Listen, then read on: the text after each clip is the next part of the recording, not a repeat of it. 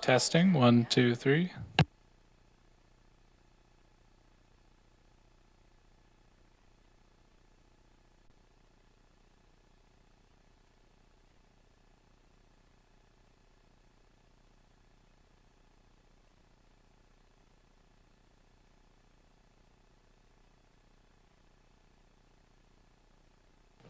Video's live. Okay, thank you, and good afternoon, and welcome everyone to the Electoral Area Services Committee meeting of September 7th, 2022. As always, before we begin, I'd like to acknowledge that we're meeting today on the traditional territories of the Coast Salish peoples. And I'd also like to welcome alternate director Dawn Harriet in place of Director Wilson. Welcome, Dawn. And do we have another alternate with us? No, it looks like everyone. Okay. I see Mr. Anderson there separate. All right, so with that, we can move to the first item on the agenda, please, Ms. Ferguson. Thank you, Mr. Chair. It's the approval of the agenda with the addition of new business 1, supplemental information received from Pete Kieber regarding R2. Okay, thank you. Any other additions or changes for the agenda? No. Okay. All right, could I have a motion? That moved, seconded, all in favor? Opposed, motion carries. Thank you. Next item, please, Ms. Ferguson. And that's the adoption of the minutes for the meeting of July 20, 2022. Okay, any discussion on those? Moved and seconded. All in favor? Opposed, motion carries. Thank you. And we'll go to the next item then, please, Ms. Ferguson. Thank you, Mr. Chair. And that's number 7, information. IN1 is Coalition for Sustainable Housing Delegation Request, referred from July 13th, 2022, Committee of the Whole, and it's for information. Okay. So that is a letter. Any questions on that one? Seeing none, we'll move to the next item then, please, Ms. Ferguson. Thank you, Mr. Chair. Number 8 is reports. R1 is a report from the Development Services Division, re-application number DP21A01. That's for 231 Trans-Canada Highway, PID 025043757. And did you want me to read the recommendation? Yes, please. That it be recommended to the board that development permit number DP21A01 for 231 Trans-Canada Highway, PID 025043757 be issued. Okay, thank you. And I see we have Ms. Pressman with us to go over it briefly. Thank you, Mr. Chair. Just a moment while I share my screen.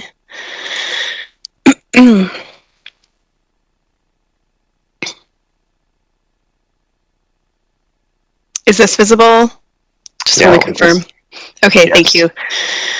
So this was an application that first came before the Electoral Area Services Committee on September 1st of 2021 and was referred back to staff on September 8th to work with the applicant on meeting the development permit area building design guidelines under the previous official community plan, as well as confirming that the provisions of the sign bylaw were met and ensuring compliance with provincial contaminated sites regulations. The proposed application or proposed development is at the Malahat gas station, the location shown here on the maps.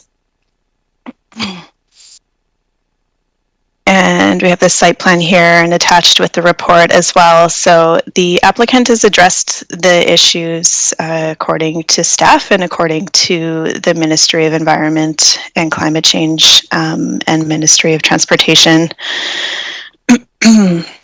And so the proposed development includes replacement of the existing fuel pump island and canopy and installations of a new underground fuel tanks and the construction of a new canopy, as well as 2 upgraded fuel pumps and upgraded infrastructure to the existing and new tanks to the pumps. And so we have the revised canopy design here. You may recall that under the original application, the proposed canopy material was fiberglass, and it's been changed to an engineered wood canopy, and then the bottoms have a natural stone wrapping at the bottom of the pillars, as well as cedar accents, where previously the pillars were just a white material. And the size of the Centex logo for the canopy sign has also been reduced. And the applicant has worked with the Ministry of Transportation to relocate the existing sign as well. Existing freestanding pylon sign will be moved from the middle of the frontage road right-of-way to the south of the site. It will still be within the road right-of-way, but at an improved location so as not to impede traffic. And so the recommendation to the board is approval of this development permit. Okay, thank you. So do we have any questions for staff? Director Yanni DiNardo. Thank you, Mr. Chair. Through you to staff. That gas station as well is very distracting with a lot of flags and stuff. Will that be going away with this development? Or do we have any authority over all the flags and stuff? I just wondered about that. I would have to look into the flags and whether they would qualify as signs, and if they would fall under the sign bylaw, and we could ask them to remove those items. Yeah, that'd be great, because I know that in Cowichan Bay, Super 8 Hotel had all kinds of distracting different types of signs and flashing things that we did manage to clean up a certain amount, and I think this spot needs it as well. Thank you. Okay. Thank you. Other questions? Just like to say I appreciate the staff and applicant have, I think, quite improved this this application with the changes, and it is in the prominent spot there on our scenic Malhat Drive, so it's I think it's suitable now.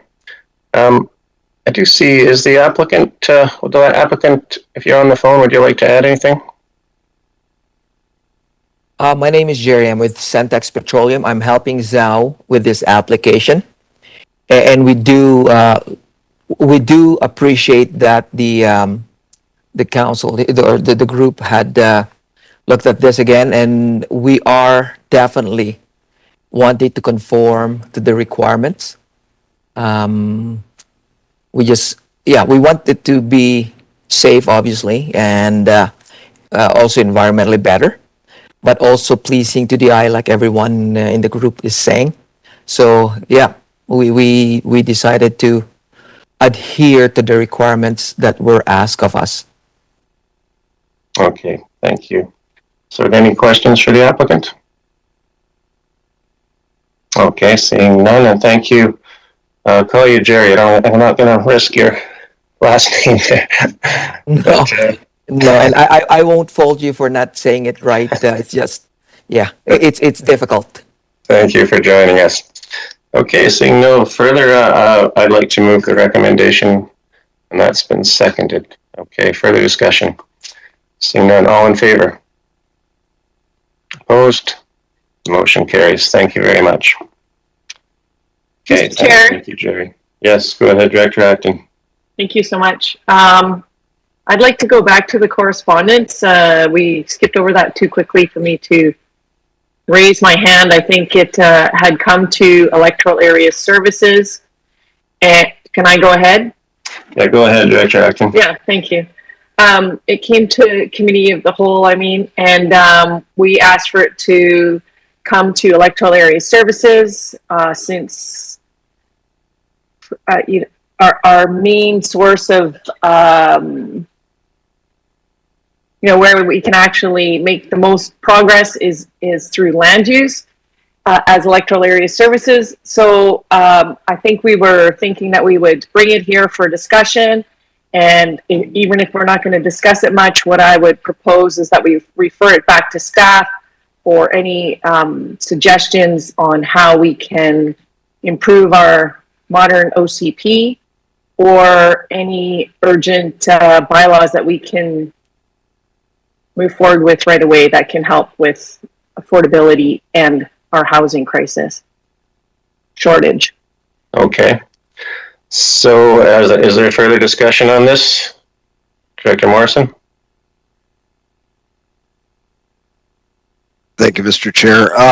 I think that part of what they were asking was some pretty specific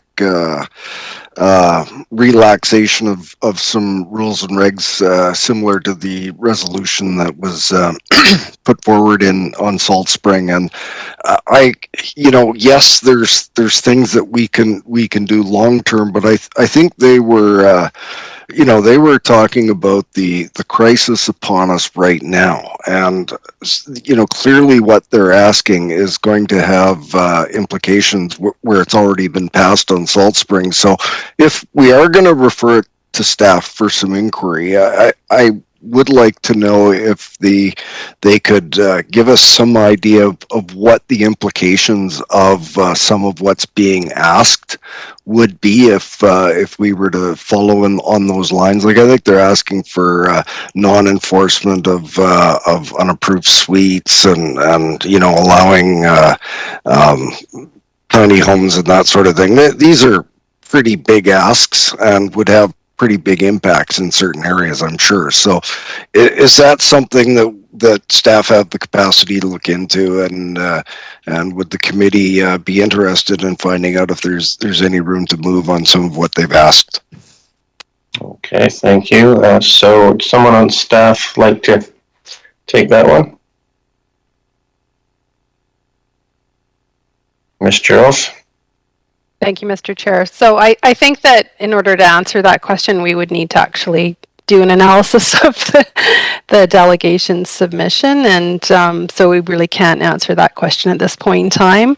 And in terms of capacity, it'll depend on the individual divisions and I guess what else is in the queue over the next few weeks for this board, because I believe that the asks will impact a number of divisions, not just our development services, but obviously strategic initiatives, and probably our building inspection bylaw enforcement division, and possibly others. So I'm sorry I can't give you a more definitive response.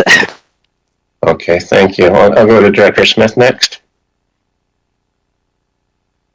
Thank you. I sort of towards staff, but towards us as electoral area directors. We've given direction to our strategic initiatives multiple times in regards to the modernization of our electoral area official community plan. And I think that we need to stick to moving along that road at this time. We keep pausing and sending staff off into other directions when we would like to move through this process. And the sooner we can get through the process and staff cannot be constantly diverted, we will all end up in a place where we can accommodate some of these possibly that are on this wish list or on this list of how we can move through things. But every time we ask staff to take a pause and go in another direction, I just feel that the staff doesn't have the capacity, and I know that they always work very hard to accommodate us, and I think that our MOCP work is where we need to focus, and we'll get through this, and most likely there'll be more there for residents if we can move along on this initiative. Thank you. Okay, thank you, Director Smith. So I have Director Martman and then Yanni DiNardo. and then Nicholson. Thank you, Chair. And fair comment about wanting to keep things moving, but I think the question is asked to staff to if they have the capacity to move on this or provide information. And I see this as urgent. Well, beyond urgent, it's emergent for those people that don't have a place to live. It's nice weather now; is soon to be not so nice, and I think that it would be timely to have some information. I don't know if it's comparable, apples to apples, but Salt Spring has done this for some time now. I think it's going on a year, and I'll be interested to see if it's working. And I don't know if that's part of what we would get back in the report, and if there's been any unintended consequences for Salt Spring putting this in place. Thank you. Thank you. Director Yanni DiNardo. Thank you, Mr. Chair. I agreed with Director Smith on this as well. There's been a lot of work that's happening with our modernization and harmonization of the OCP, and I think that will, in time, it shouldn't be too long, that is something that we're already looking into. Okay, thank you. Director Nicholson? Thank you. I think in July, did we not review, or actually maybe Ms. Cheroff could my memory's terrible, but I know in July that we looked at a staff report with a new bylaw, accessory dwelling unit bylaw enforcement policy. And I'm wondering if we approved that, and I'm wondering how much of, if we did just approve this new policy, the question from my mind is that working or not? And yeah, I am a little bit concerned about throwing regulations out the window without a good understanding of what the implications would be. So maybe staff could enlighten me on what we did in July. Cheryl? Thank you, Mr. Chair. So I would defer to Mr. McDonald, actually, who was responsible for introducing bylaw enforcement policy. I believe he's on the call. Yeah, Mr. McDonald. Yes. Yes, thank you, Mr. Chair. Yes, back in July, the policy was brought forward and was approved. It was really to deal with existing suites and enforcement of existing suites. So I'm not sure it addresses what I'm seeing is on Salt Spring. So it's a different policy than what I think what you're looking for, but it was really just to deal with enforcement of existing suites. Okay.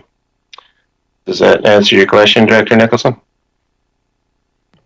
I would guess that we are talking about enforcing existing suites, but also people living in recreational vehicles and tiny homes. Is that correct? That still is not permitted. It's strictly dealt with secondary suites and nothing outside of secondary suites. So we were discovering there are a number of them that were illegally built, and it's just to give staff clear direction on what to do with those. Okay. Director Acton? Or I'll go to Director Kuhn first and then back to you, Director Acton. Director Kuhn. I agree with Director Smith and Director Yanni DiNardo. I don't like to get sidetracked now. We have a plan. Let's follow that plan. And any additional work that comes in will just delay everything. And I'm just not in favor of that. Thanks. Thank you. So go ahead, Director Acton. Thank you. I kind of see this letter as it's similar to when we get an email and someone says, I would like speed bumps on my road because the speed is too fast. So he's trying to find the solution for us. So I'm not necessarily saying that's the solution. All I'm looking to is to staff. People are aware that there's a lack of housing and just a proper analysis. We're making a lot of assumptions. We're assuming that the person who might look into this is the person who's working on the MOCP. And we're assuming that regulations are just going to get thrown out, kind of just loosen too much and then we might suffer. So what I'm just asking for is just a short report from upper management, probably, where they can analyze it properly and they know how staff's doing, what they're working on, and who's doing what, and what that capacity, what it would look like, and what we could do. Because sometimes there's some really low-hanging fruit, and that's all I'm suggesting. I'm not even suggesting we follow what was suggested to us.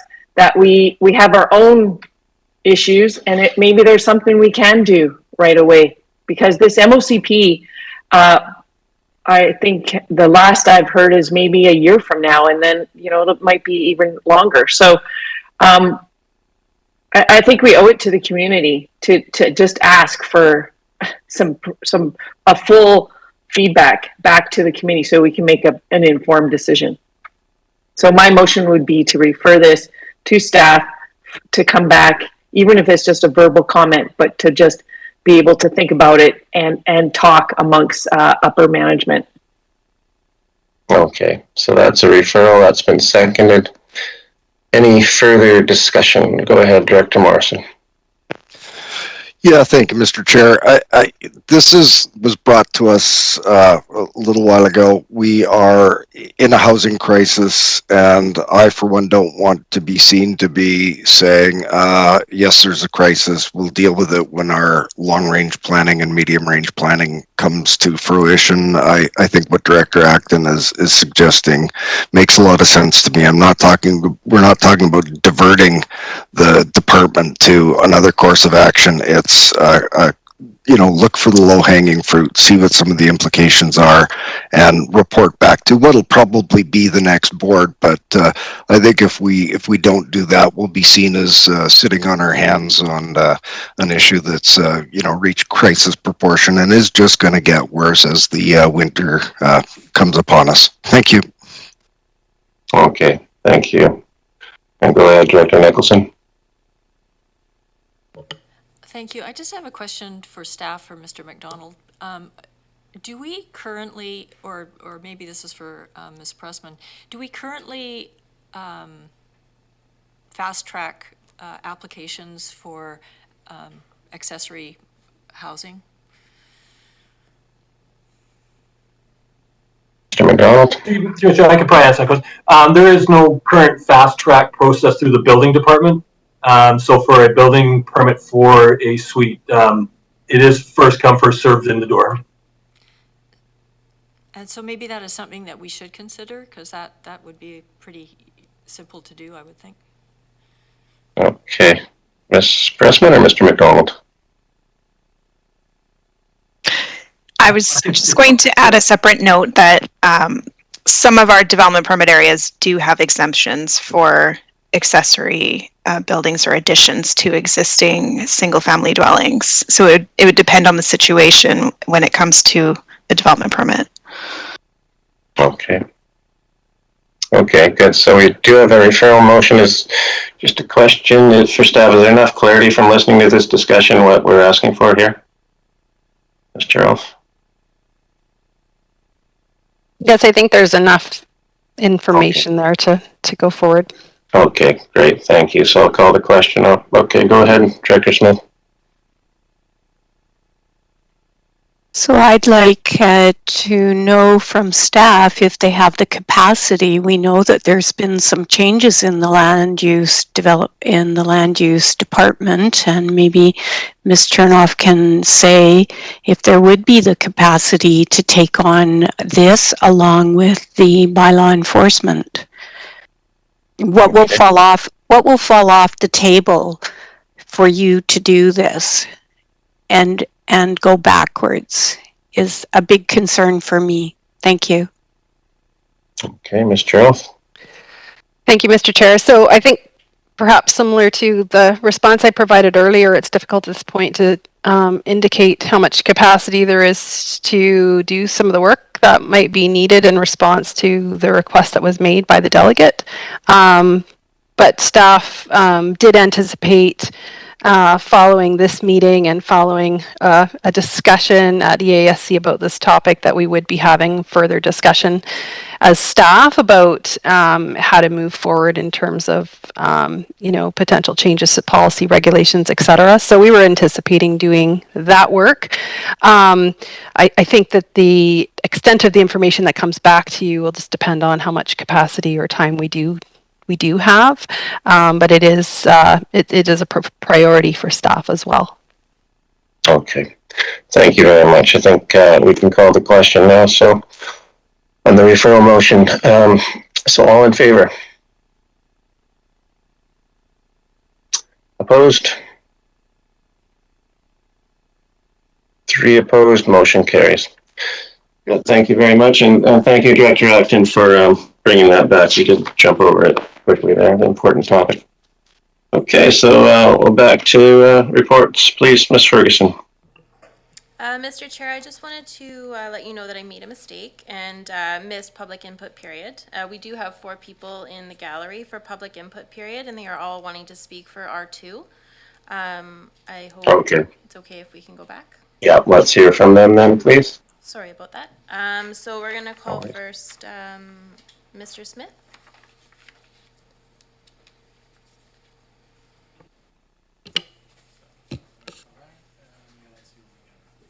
Welcome, sir.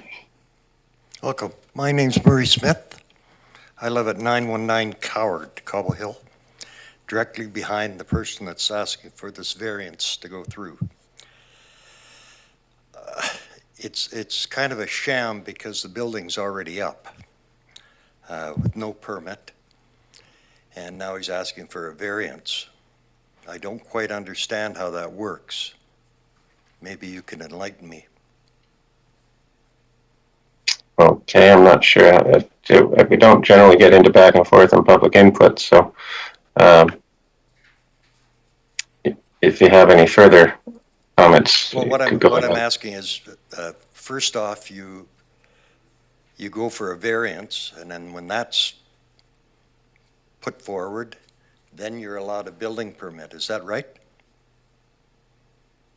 Well, we'll take, I'm not sure we'll take that into consideration in the discussion, though, but you're concerned about that.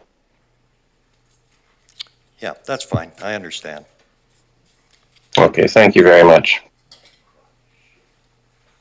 And the next public input, please, Ms. Ferguson. Ms. Velasquez.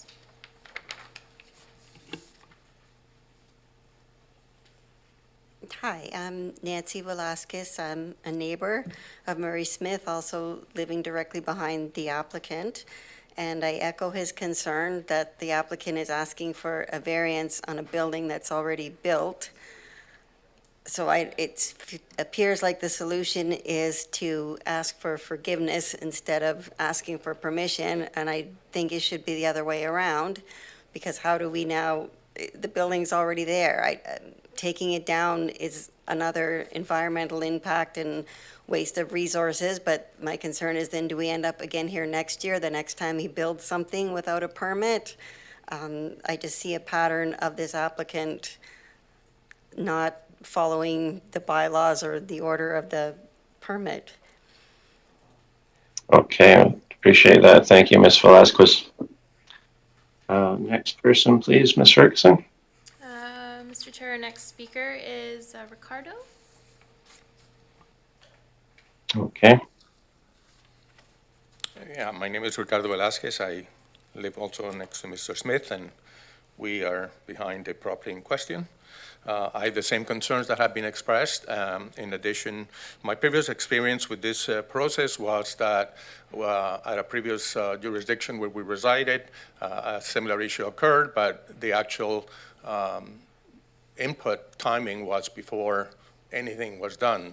As has been stated before, then here the horse left the barn already, and which makes me wonder, as has been implied by the other people that have spoken, that why do we have rules if the rules are not going to be followed? Then if this is the way that things are going to go, then anyone can start building anything and then just ask for permission. The way I see it, if I understand this correctly, today we're here because the Electoral Services Committee will consider a recommendation. So am I to understand that someone has already recommended that this variance be granted, or is this a request? So it's not clear to me from the letter that I received why we're here for. And in that regard, with respect to the fact that from the comments to the previous people that were before me, and that you will consider, but we were not going to get any answers as to why some of the process here seems to be a little bit backwards, then who is ultimately going to decide here if all the neighbors that are going to be affected, if we were going to be opposed to this, but whoever is going to make the ultimate decision is going to decide that they're going to go ahead with it, then I don't understand why we're here. Okay, well, thank you, Mr. Velasquez. And just to answer on that, no decision has been made yet. We are going to discuss it shortly, though, and then it will go to the full board in due course. So no decision yet. Yeah, and if I may, then obviously, if this was to be granted, then this is just like a green light for anybody to do this again without any consequence. Yeah, I understand that. Thank you, sir. And the next public input, please, Ms. Ferguson. Thank you, Mr. Chair. And then we have Victor? Paul, sorry. I don't have any questions. I'm just here. Oh, sorry. Sorry, that's our last person for public input period. Okay, so thank you very much. Okay, so it's the next item on our agenda, I believe, Ms. Ferguson. Thank you, Mr. Chair, and that is R2, report from the Development Services Division, reapplication number DVP 22C01 for 3668 Telegraph Road, PID 006658555. And the recommendation is that it be recommended to the board that the development variance permit number DVP 22C01 for 3668 Telegraph Road, PID 006658555 be issued. Great, thank you. And I see Ms. Dabinia has joined us. Welcome. Thank you, Mr. Chair. I'm just going to share my screen. Okay. Is it up there? Yeah, we can see that. Okay, thank you. So this application before you is a development variance permit application to increase parcel coverage from the permitted 500 square meters to 692.4 square meters. The proposed accessory building that is the subject of this application was partially constructed prior to receiving any permits. CVRD staff visited the site and have directed the applicant to submit the DVP application, development variance permit application, which will be followed by a building permit application. Section 10.3.2, there's the property there, of the South Cowichan zoning bylaw currently calculates parcel coverage in two ways in the RR3 zone. So either by a percentage of maximum of 20% or by floor area, which is 500 square meters, whichever is less. For this parcel, the 20% parcel size is well over 500 square meters. It's about 3,866 square meters. So the 500 square meter parcel coverage applies. Staff have noted in the staff report that the existing buildings and structures that are on the subject property currently are measured at 558.6 square meters, and this new accessory building would bring the parcel coverage to 692.4 square meters. The subject property is currently a subject of a proposed subdivision, so staff have provided calculations for reference in the staff report for what the various calculations would be before and after subdivision for parcel coverage. And should this variance application be supported, staff have noted that while the building has been partially constructed, the decision is not precedent setting, so staff review each application on its own merits and review the proposed development property characteristics, the variance, and then impacts to neighbors and community feedback. So just wanted to point that out. Staff have considered the proposed increase, believe it to be minor in nature, equals about 4.6% parcel coverage, if expressed in a percentage, and it does not appear to negatively impact neighboring properties or pose an undue visual impact to neighbors. There's appropriate area for on-site servicing, stormwater drainage, and groundwater recharge. And the construction has occurred within a previously cleared area where no tree removal has occurred. So staff have recommended issuance, but have provided options, which one is to support the existing 558.6 square meters, which would result in amending that draft permit, or denying the application. So that's it for me. Thank you. Okay, Sorry, I thank you very forgot to much. do my slides. I'll just stop sharing. Great. Any questions for staff? Director Yanni DiNardo. Thank you, Mr. Chair. Seeing that there's a lot of concerns from the neighbors, what would happen if we denied this application? Mina? Thank you through the chair to Director Yanni DiNardo. So there's some options. The applicant could, if we're talking about the 692.4, the applicant could apply for a bylaw amendment to amend, be this like a site-specific amendment. It could be forwarded to bylaw enforcement, which then would result in the enforcement process. I don't want to speak too much in depth to that. Yeah, so. Thank you. Yeah. I just think that the neighbors do have a point. There is process that we all have to follow, and yeah, unfortunate. But I'll listen to the rest of the committee. Okay, thank you. Director Acton. Thank you, Mr. Chair. So in the report, I did not find that it had been referred to the APC. I think something like this, I'm leaning towards denial as well because of the neighbors. But if we were to send it to the APC, that I would also support that, because then it could become also just to be able to see it and to see the impact that, yes, it's true. We shouldn't reward behavior like this, but there are that's one of our ways of solving an infraction, and they do end up paying more in fees, etc. So if it's just about a moral issue, I believe that I personally would eventually support this application. So I would like to hear from the APC, but if it's actually causing a visual eyesore, however to explain it to the community and to neighboring properties, then that's what I would like to have from the APC, and a recommendation from them would be really important in my opinion. So if the alternate director wanted to, yeah, I'd be happy to refer. It looks like somebody already maybe. Oh, you didn't? Well, I think it should go to the APC, because I always find a site visit can be really valuable and give you a lot of information. And I respect that a lot of neighbors showed up here today. So I'd like to see a referral at some point to the APC or denial. Okay, thank you. So I have Director Morrison and then Smith, and then we will hear from alternate Director Harriet if he chooses, and also I see Director Nicholson. So go ahead, Director Morrison.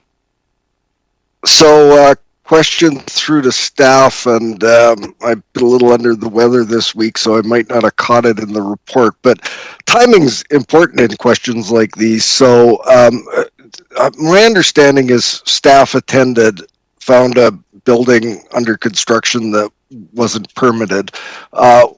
Was a stop work order issued at the time? Mr. Vina?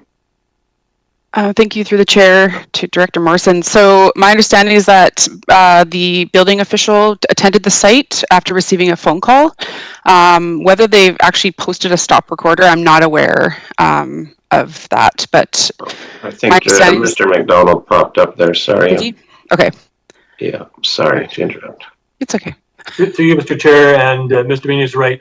I'm aware of the same thing. I'm not sure. I imagine that they put on, but I don't want to comment that because I don't know for sure it was posted. But in this situation, they are generally posted, and something that's significant. My understanding that there's still some work to do. Like I think there doesn't even have the roof on it yet, so there was some concerns about even getting a roof on by the weather changing. So I would imagine that yes, there is a stop work order on this. Okay, thank you. Go ahead, Director Morrison. Thank you. And you know, this is for the people in the gallery and the neighbors that showed up. Yes, it does sound like process is a little backwards here, but this is what this committee is dealing with all the time. People that are begging forgiveness instead of asking permission, and cases, you know, far more egregious than this. And not making light of the situation. So if there's a possibility for the Advisory Planning Commission to take a look and to get some more community input and for these letters to be received, I'd be interested in supporting that. My initial gut reaction is to deny something like this, but we've got a recommendation from staff to proceed and approve this. You know, it's somebody's gone ahead and built something without permits, and I'm pretty sure they knew they needed a permit for it. So I'll leave it at that. Thank you.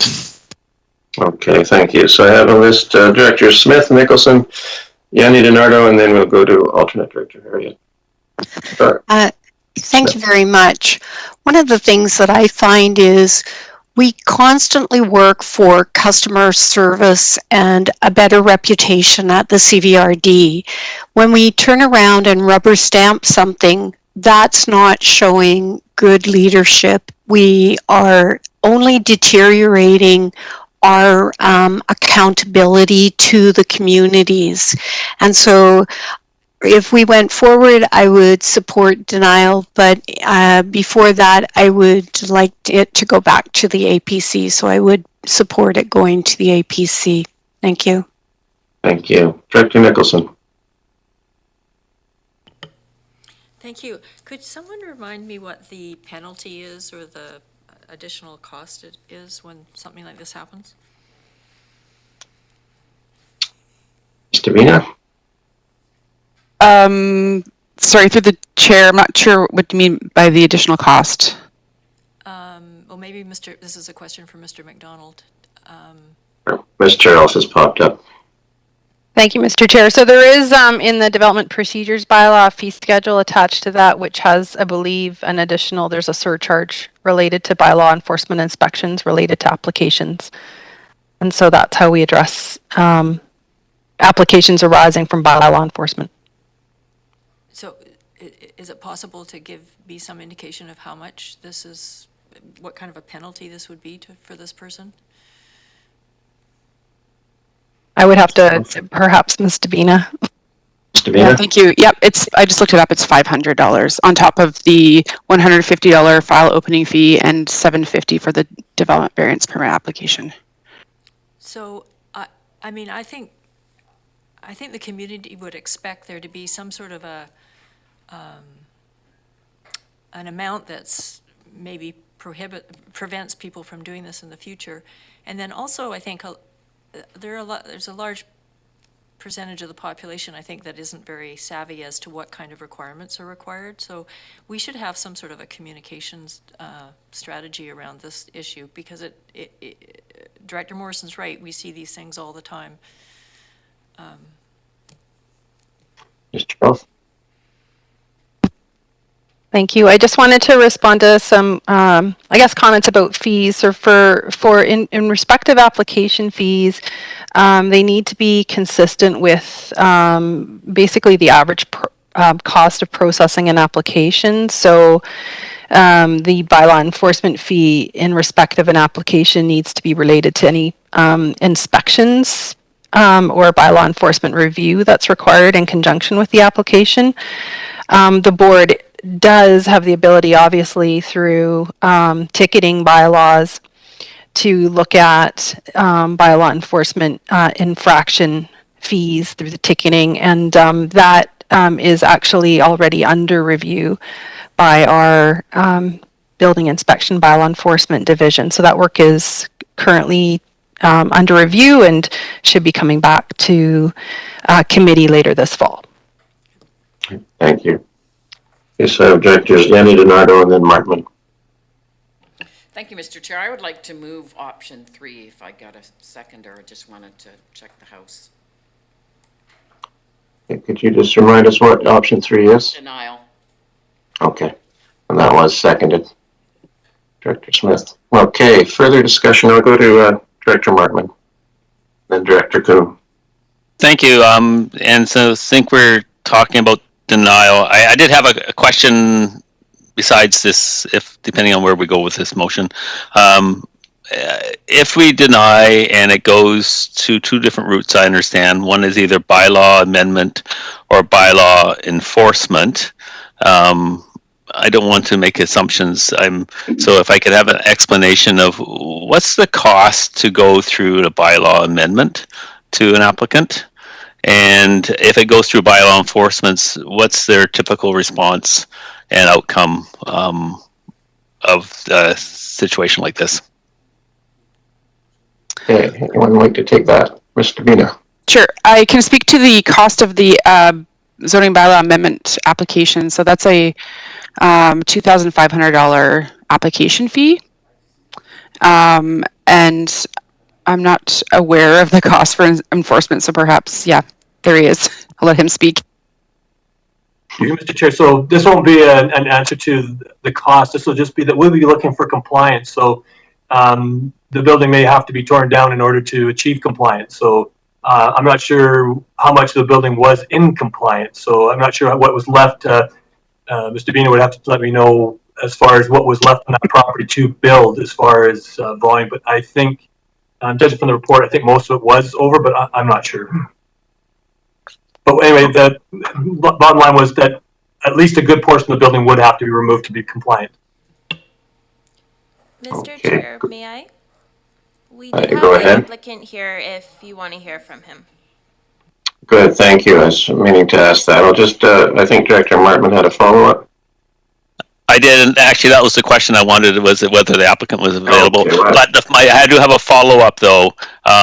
So if I understand what I just heard, there, depending on if it is denied and there's two different options, who decides on those options? Is that an amendment to the motion, or is that something that the motion implies? Someone else makes a decision, or is there? Sorry, I'm just not sure how that goes. Ms. Cheroff. So if the committee voted to deny the application and that decision was confirmed by the board, staff would be working with the applicant to come into compliance with the bylaw, and it would be really up to the applicant to determine whether they wish to rebuild in compliance with existing regulations, remove the building, or seek a bylaw amendment. I think that the likelihood of an applicant requesting a bylaw amendment following the denial of a variance is probably low, but certainly that would be an option for them at that point. But really it is up to the applicant. Okay, thank you. So let's, why don't we hear from the applicant, and then I'll go back to my list, which has Directors Kuhn and Harriet. So Ms. Ferguson is the applicant with us. Oh, there we go. Welcome, sir. Yes, I'm the applicant. I'm Paul Vilcourt from 3668 Telegraph Road. And so, yeah, there's a little bit more to this building. I did speak with several of my neighbors. These fine people are my neighbors behind, so their backyard is my backyard. It's not really people we see on a daily basis. So we did speak with my neighbors at the end of my driveway and the ones that we actually see, and we did receive several letters that everyone was for it. It had no impact on them whatsoever. Now, this particular building, the foundation was actually built when I built the house in 2018. It was a engineered foundation. It was always there. It was always a plan down the road. It was all properly done with precision engineering. And when we had bylaw visit us, someone had called about my property saying that we had a bunch of equipment there, and I have a skid steer and an excavator and a man lift and all this stuff. And bylaw had visited me, and I said, you have all this equipment here? I said, this is my own personal equipment. I got a 1.1 kilometer driveway from Telegraph Road all the way around my house, all the way back down. We need it for snow clearing and managing the property. And when bylaw had visited me, he had suggested, perhaps maybe you need a building to put this stuff inside. And I said, well, maybe that's what we'll do next. And lo and behold, we started to build this building. We had a call from CVRD. Building inspector came down, and we had chatted about it. And I said, this is a storage building. It's not a shop. It's not anything other than a storage building to keep all this equipment inside in the wintertime. And he had said at that point, well, just you need to apply for a variance. And at that time, we put in an application. I spoke with one of the neighbors back here, and yeah, I mean, it's his view as well. I'm not here to stop you. I don't. It doesn't really affect me. I mean, it doesn't. This building doesn't block anybody. It's a 5-acre property. It's quite a unique property, and it's a building that's needed for my family. I mean, we need this building to have stuff inside. We can't keep, hundreds of $1,000s of equipment sitting out in the rain all winter, and we just went about it. To be honest with you, I didn't actually realize you needed a building permit for a storage building. We just built a house for the mother-in-law just a month earlier. And the building inspector, we follow all the chain of command that we needed to do. And when Gary Anderson came out, he said, no, you need a building permit and you might need a variance. So then at that point, we stopped what we were doing, and he said, make it safe. And that's what we've done. And here I am today. There's no other buildings we've built on the property without a building permit. I mean, we've always went through CVRD and the processes, and we've always built engineered buildings. We've not even done the basic building code. It's always been well over-engineered, and that's where we're at today. So. Okay. Thank you, Mr. Halkart. Good to hear your side of the story too. I'll go back to my list. There may be questions, but I'll go first to Director Kuhn. Yes, maybe I'm a little bit off here, but I'm wondering, what would non-conforming status do? Okay. There's Ms. Davina. Through the chair to Director Clune. So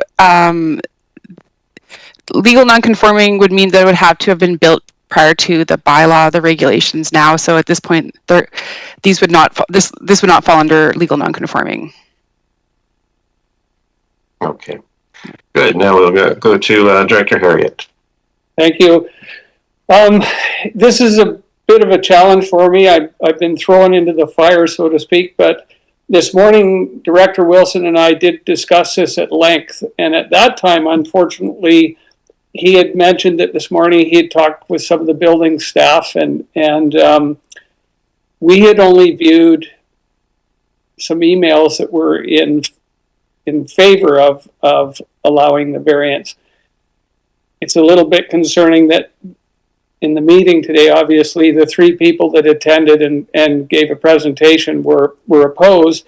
And then there was one other email from a Mr. Kieber that while he wasn't in favor of it, he felt that if it's not granted, he's not in favor of tearing the building down. So now we're in a situation, we've got neighbors both opposed and in favor.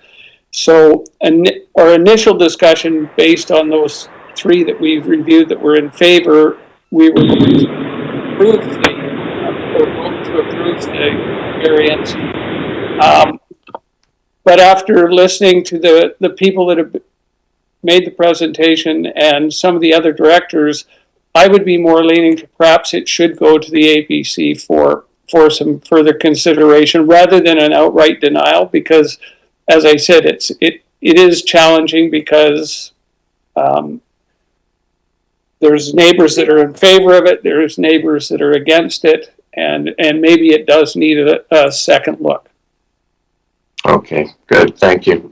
So I'll go to Director Atkin in a moment, but I see Ms. Pressman, did you want to say something before I go on?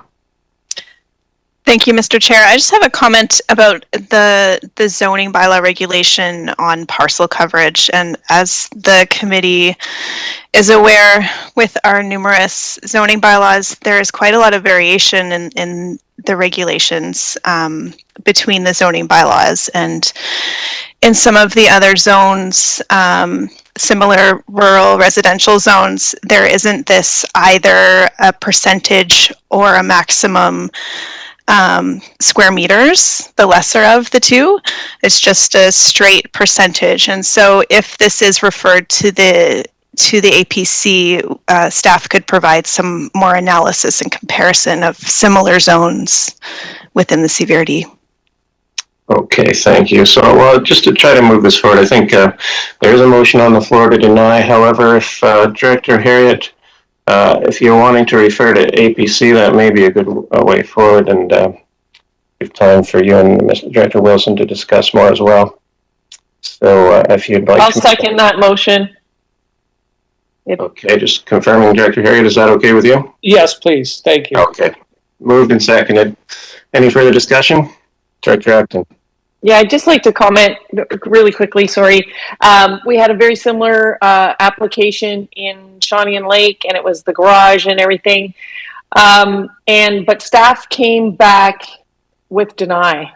And so the ones where we should make an example, I think we have. And I'm not quite sure this is the one. So I would like to see the perspective of the APC and their community perspective. So okay, I'm happy to support that. Thank you. Okay, good. I'd like to call the question on the referral motion then. All in favor? Opposed? Motion carries. Thank you very much. So it's 2:29. Why don't we take a 10-minute break and back at 2:39, please.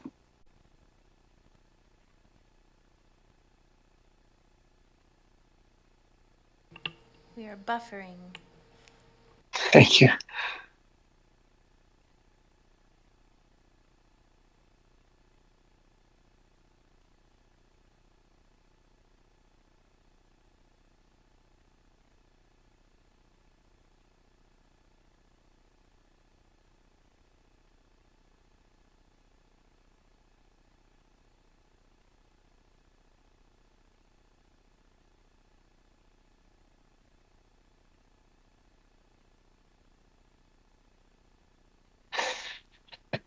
It's not working.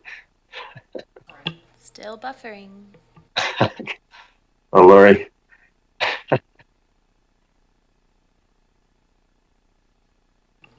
Meeting's live. Great, thank you. Welcome back, everyone.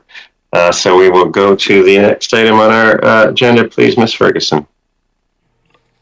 Thank you, Mr. Chair, and that's R3, a report from the Development Services Division, reapplication number COV21A02, statutory right-of-way discharge for 2533 Fawn Road, PID 018390421, 2525 Fawn Road, PID 018394004, and 2519 Fawn Road, PID 023517531, and 2530 Lodgepole Road, PID 023517549, and also 2520 Lodgepole Road, PID 023517557, and then common property of VIS 4065.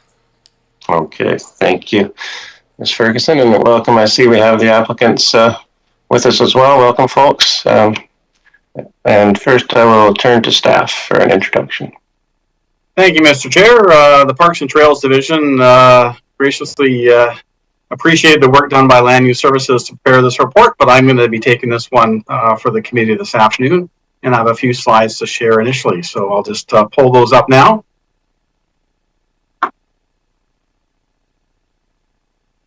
Hopefully they're now showing up on the screen, Mr. Chair. Yeah, we can see those. So as highlighted, this is an application regarding an existing covenant across several properties in Mill Bay, which is in favor of the Cowichan Valley Regional District for use by the public as a walking pathway. And as you can see the subject property map, the properties are located between Fawn Road and Lodgepole Road in the area highlighted in gray here. And what was put in place back in 1993 was a statutory right-of-way in two parts, as you can see highlighted in the slide. The upper part connects between Fawn Terrace and Fawn Road and Lodgepole Road. The bottom one only goes about halfway east from Fawn Road over to Lodgepole, but does not connect all the way through. And the intention or purpose under the Register Covenant at the time, which still is in place, was to provide for pedestrian access to pass and repass over the statutory right-of-way to connect predominantly between Fawn Road and Lodgepole Road. However, with the statutory right-of-way that was put in place, while it provides for public access, it did not provide the CBRD, who the stat right-of-way was granted to, any authority or rights to go in and make any improvements by virtue of building and maintaining a trail, putting in infrastructure such as signage, garbage cans, etc. And so there's no capacity or ability under the statutory right-of-way that was put in place back in 1993 for CBRD to undertake any works on the stat right-of-way to meet our current standards for trails and pathways. It's also a stat right-of-way that's located across residential properties. And certainly from the Parks and Trails Division these past decades, such stat right-of-ways for public use across residential properties has not been favored or advocated by the division with respect to subdivision or rezoning developments coming before the regional district.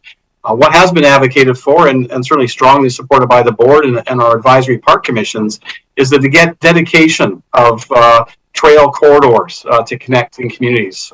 Just to the west, as an example, in Mill Springs, we have several such dedications that have happened over the decades as various sections of Mill Springs has developed out, where we have fee-owned trail corridors owned by the CVRD that are separate from, but adjacent to residential properties that we've been able to go in and build and maintain trails.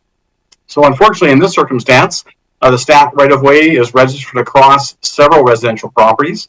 There's not the ability for CVRD to make any improvements, but by virtue of the statutory right-of-way, the public is able to informally walk across the properties. So the recommendation, based on the assessment by staff and work provided back to planning, is that it'd be recommended to the board that the statutory right-of-way, e.g. 110164, be discharged, subject to a financial amenity contribution to Electoral Area A Community Parks Capital Reserve Fund equal to the fair market value of the statutory right-of-way as determined by a certified land appraiser. And this is predominantly based on the fact as well that in doing a community parks and trails master plan with the community several years ago, it did not identify this as a route or corridor of interest priority, but rather looking further to the north and a bit to the west from the Mill Springs area in particular, setting up community pathways that would connect down to the village area to the north. And certainly over the years, we've been working with the community and developers as developments have come along to assemble pieces of that, and we're making some good strides with the community to that end. As noted, the applicant is in the room, Mr. Chair, so I will drop the screen here and get back to the overall screen. So let me just find how we 1 second here. I'm just going to find the button to cancel this. And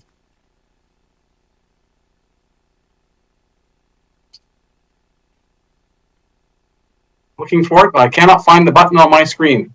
I'm wondering if staff can help me at this point to drop my presentation. keep looking for that button to cancel it. Brian, I think if you hover your mouse at the top of the WebEx, you may find that it appears as a button. Just try that. I haven't found it. Oh, I just think I found it there. There we go. I think I've just found it. I just got to reach it now. 1 second, please.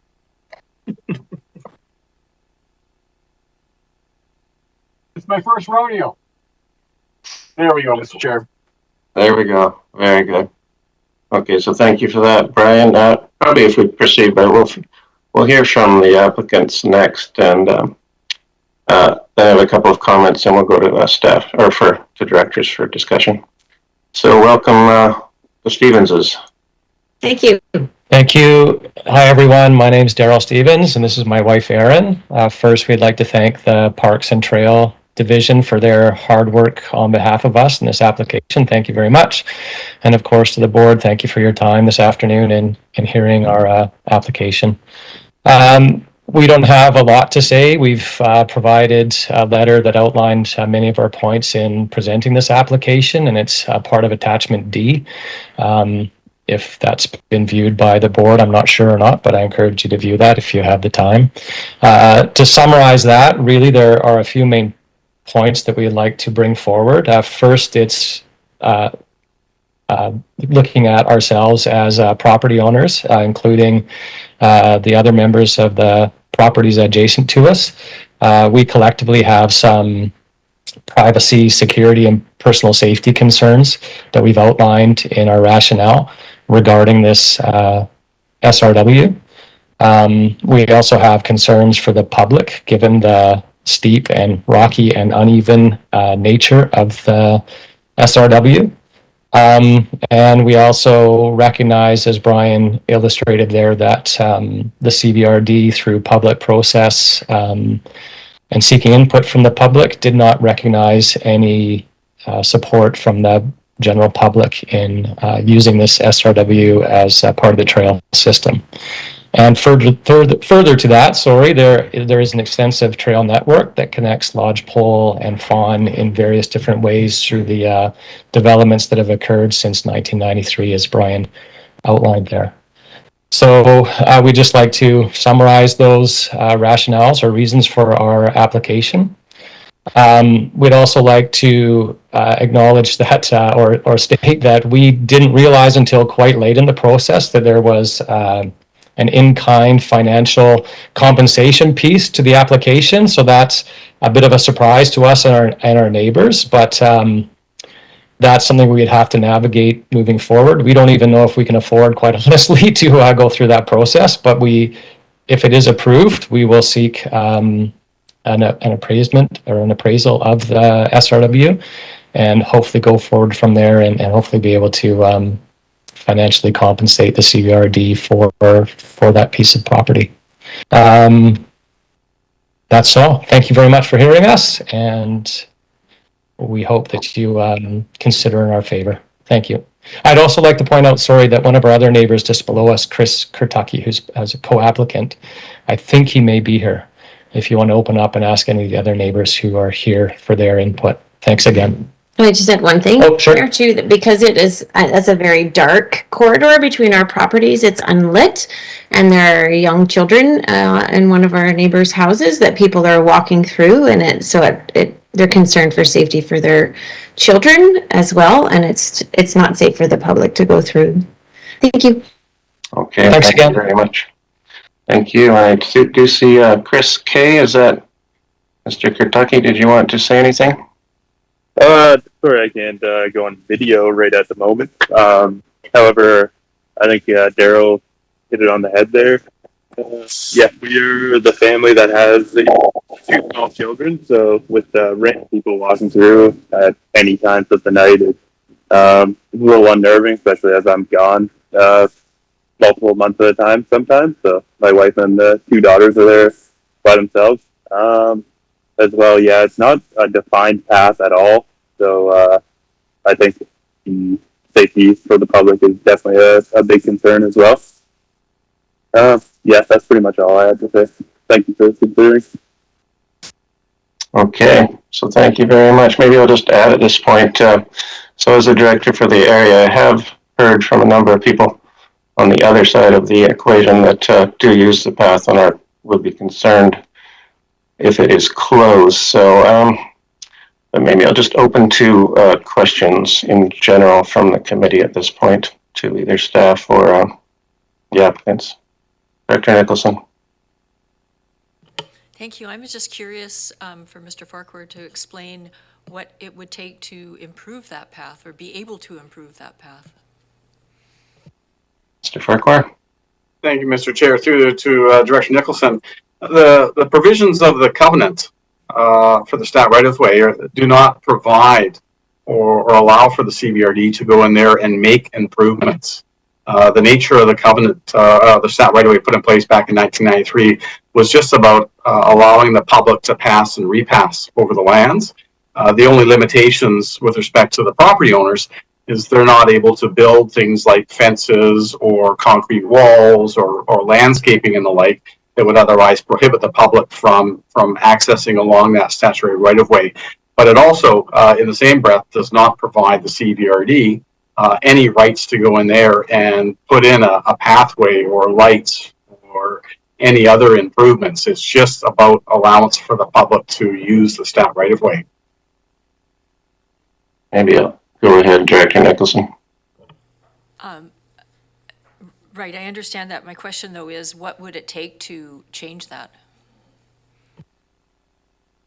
Well, it would have to be a concurrent agreement between both the grantor and the grantee to make any amendments to the existing statutory right-of-way that's registered across several properties.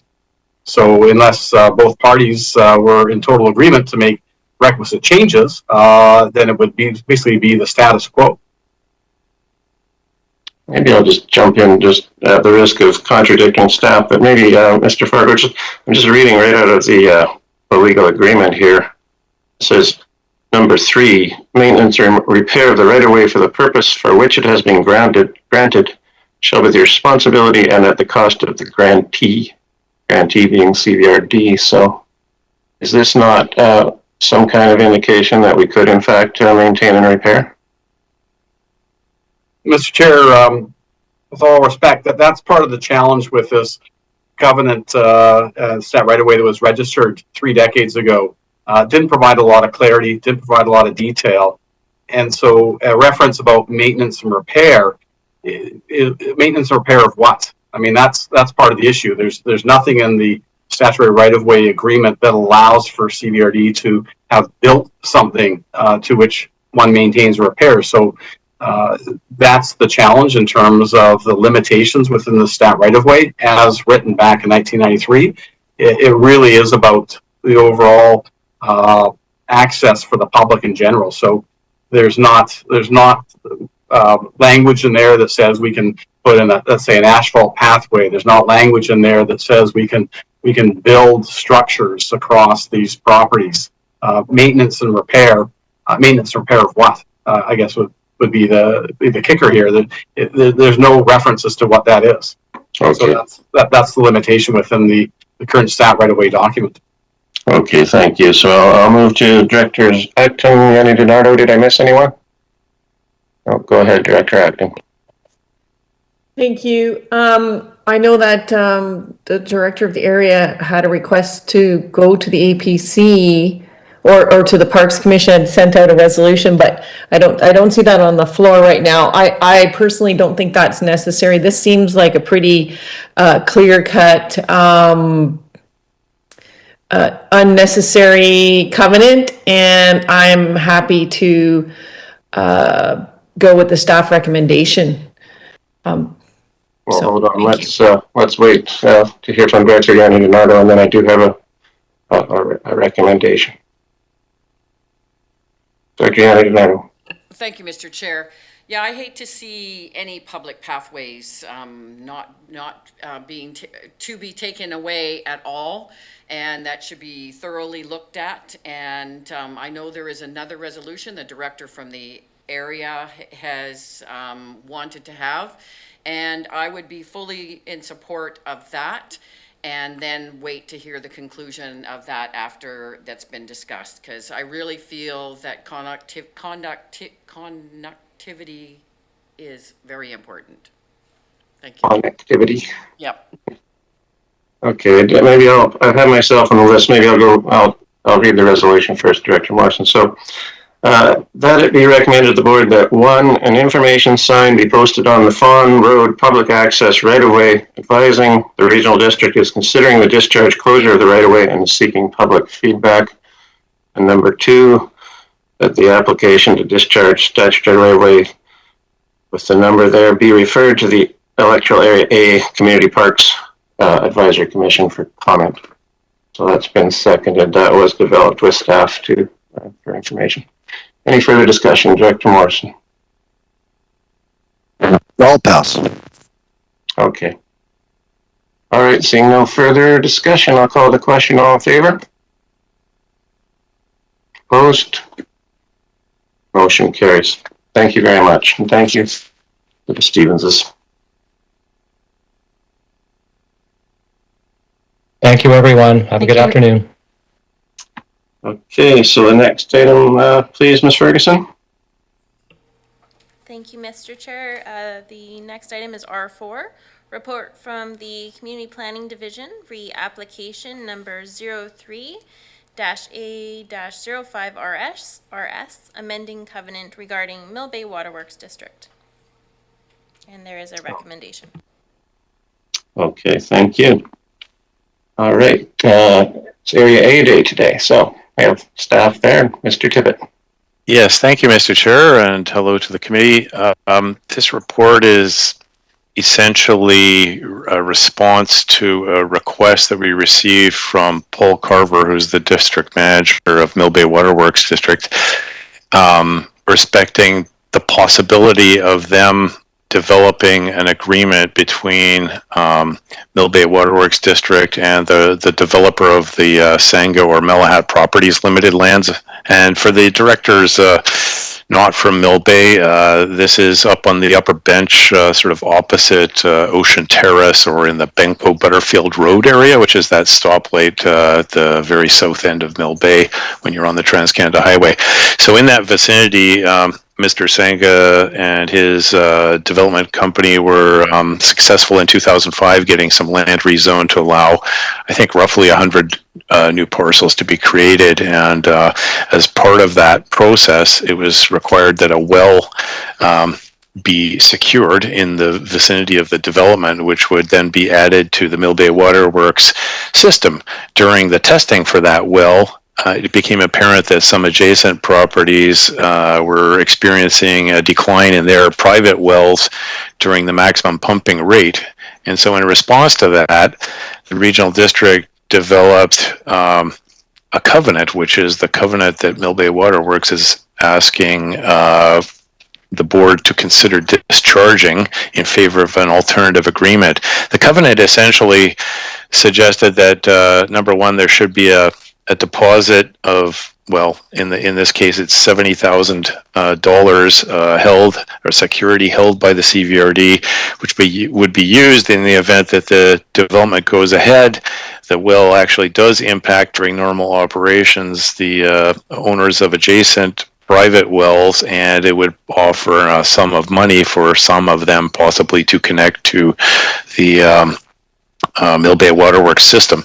The strange thing about the covenant is it's the CVRD that holds the covenant. It's Mill Bay Waterworks District that actually supplies the water, and so it's not the same agency. And the second aspect of that is the security, the amount of the security, which, you know, arguably even in 2005 was fairly small. It has not got an inflationary clause associated with it to ensure that the diminishment in the value of that over time is compensated. So in short, the Mill Bay Waterworks they want to get sort of an indication from the CVRD in principle. This would not be a final approval, that we're open-minded on the aspect of potentially discharging our own covenant should they come up with an alternative arrangement which is superior, both administratively and in technical terms, to our own agreement. And this report is suggesting that it would be worth giving them the opportunity to develop such an agreement. Following the development of such an agreement, that it would come back to this committee for detailed review, and that we would also seek public input on it, because ultimately it was, as I suggested earlier, in response to the potential impacts on neighbors of the of this development of their wells that led to this in the first place. And so we'd wanted to do this very openly and have some sort of public venue for anyone who feels that they're affected by this to have a look. So in the letter, which is attachment A, I think, to the report from Mill Bay Waterworks, it's stated that they're working with the province of BC to develop something. And so in the event that the committee accepts this recommendation of staff, it would basically give them the confidence they need to go through the costs associated with negotiating an alternative agreement, and then that would come back for final consideration by us. So anyway, it's somewhat complicated. I've tried to do my best to explain it. I think Louise Knodel-Joy is also in attendance in case there are some technical questions around the well issue, and it's interesting because it's kind of engineering that has the sort of technical expertise concerning this matter, but it was the planning approval for the rezoning that sort of led to the covenant in the first place. So I'll stop there, and if there are any questions, I'll do my best to answer them.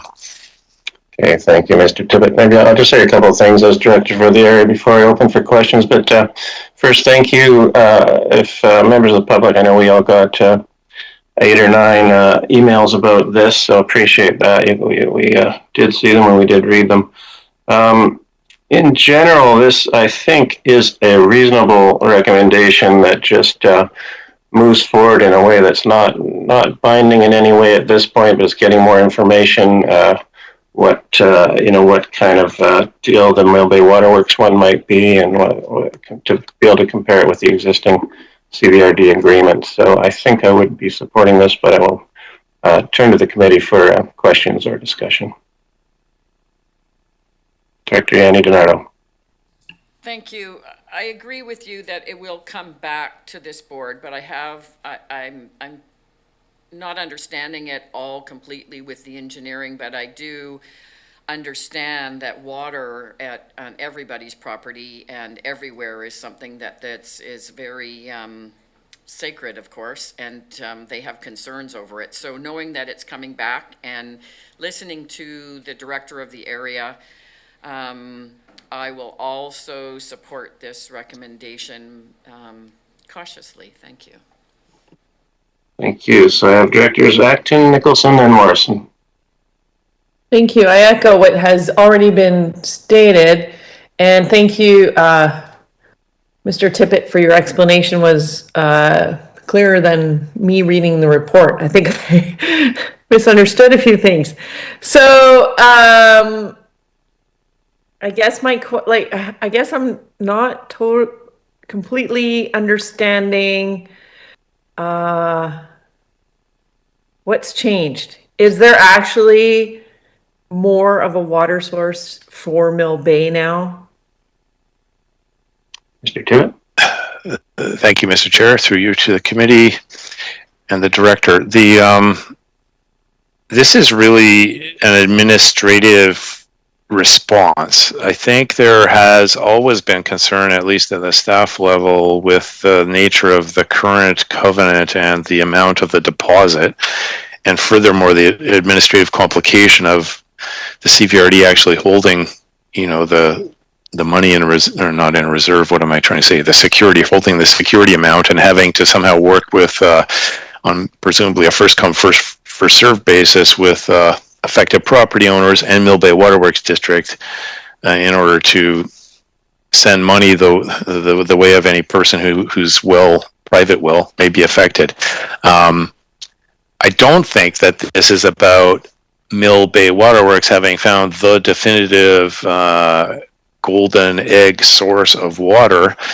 This well that I'm discussing here has been, or it was drilled probably nearly 20 years ago, and I'm not actually sure which aquifer it's in. I don't think this is like a a massive change for the better in terms of overall supply for the area.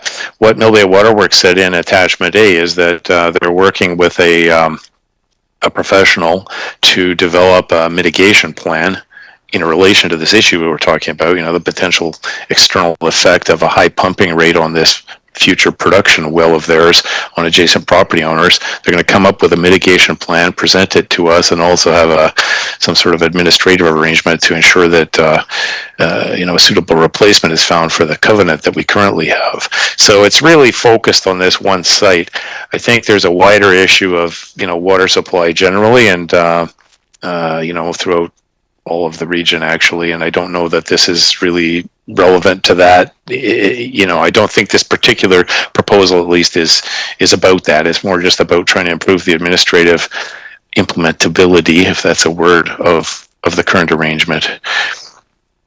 Okay, thank you, Mr. Tibbet. So I have Directors Nicholson, Morrison, and Martman. Thank you. I find that these kind of discussions very challenging. So this was rezoned back in 2005, and certainly our knowledge about the water situation has changed since then considerably, and also I expect that the water supply has changed itself and will continue to change. So I guess my question is around, yes, obviously we don't have a very good administrative agreement right now to protect the existing neighborhood that's there, but moving forward, I guess if you're going to renegotiate something, you need to make sure that the appropriate technical information and expertise is informing what the future is potentially going to look like here. And so how is that going to, how will we have assurance that that happens? I get that we will get to review it afterwards, but that may be, that may not make for a particularly good process. So, yeah. Thank you, Mr. Chair. Through you to the director and the committee. I think we'll have to, as you suggested, Director Nicholson, wait for the report of the specialist that's been hired by Mill Bay Waterworks District to come up with a report, and obviously read it and decide whether we want to have our own experts either in-house or a peer review done. If we have any questions about it. Obviously, it's a fairly sensitive issue, so. That's not really something that would happen unless this current recommendation, though, is approved, because if the committee is not prepared to consider changing the covenant, I think all discussions would stop and that would be the end of it. So all I can say to try to provide a bit of that comfort is we would have to wait for that report to be done by the specialist that MBWD would be hiring, take a look at it, read it, and do our own assessment of the information, and then use that to inform the ultimate decision on finally discharging the covenant or not discharging the covenant, as the case may be, when it comes back to the committee and board. Thank you. Follow up? Yeah, where is the province in all this? It's indicated in the letter from Mill Bay Waterworks. It says they're working with the province of BC, but it does say in brackets after that Ministry of Forests. I don't know if that ministry name is correct. I suspect that it's the ministry that has responsibility over water to work on this remedy plan, as they call it, in that report. So I think they're at the table with the Mill Bay Waterworks District in this discussion, and I certainly would expect them to be. I mean, it's yeah. I'll just jump in. Yeah, yes, definitely. Province is involved. In fact, there was a big and somewhat contentious community meeting a couple of years ago with the province and a lot of the local residents concerned. So this is all part and parcel of a water license application for that long ago zoned development. Okay, so we'll go now to Director Nicholson, or sorry, Director Morrison.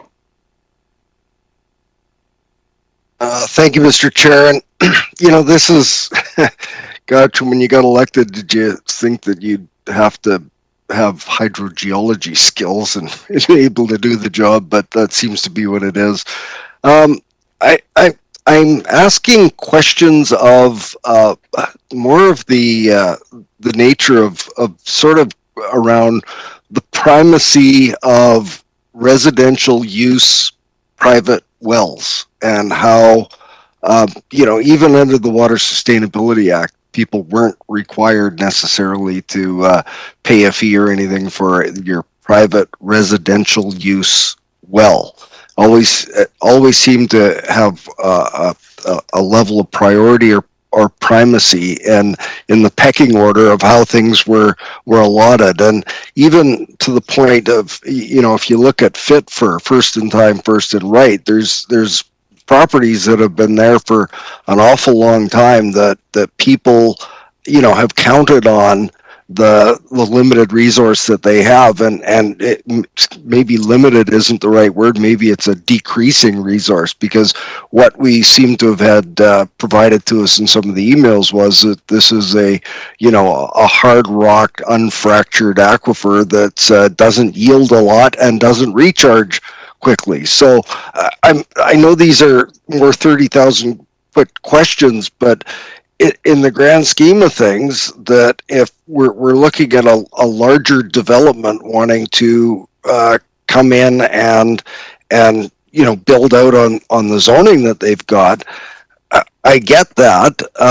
But what about the individual people that have been there, or the individual residential lot users?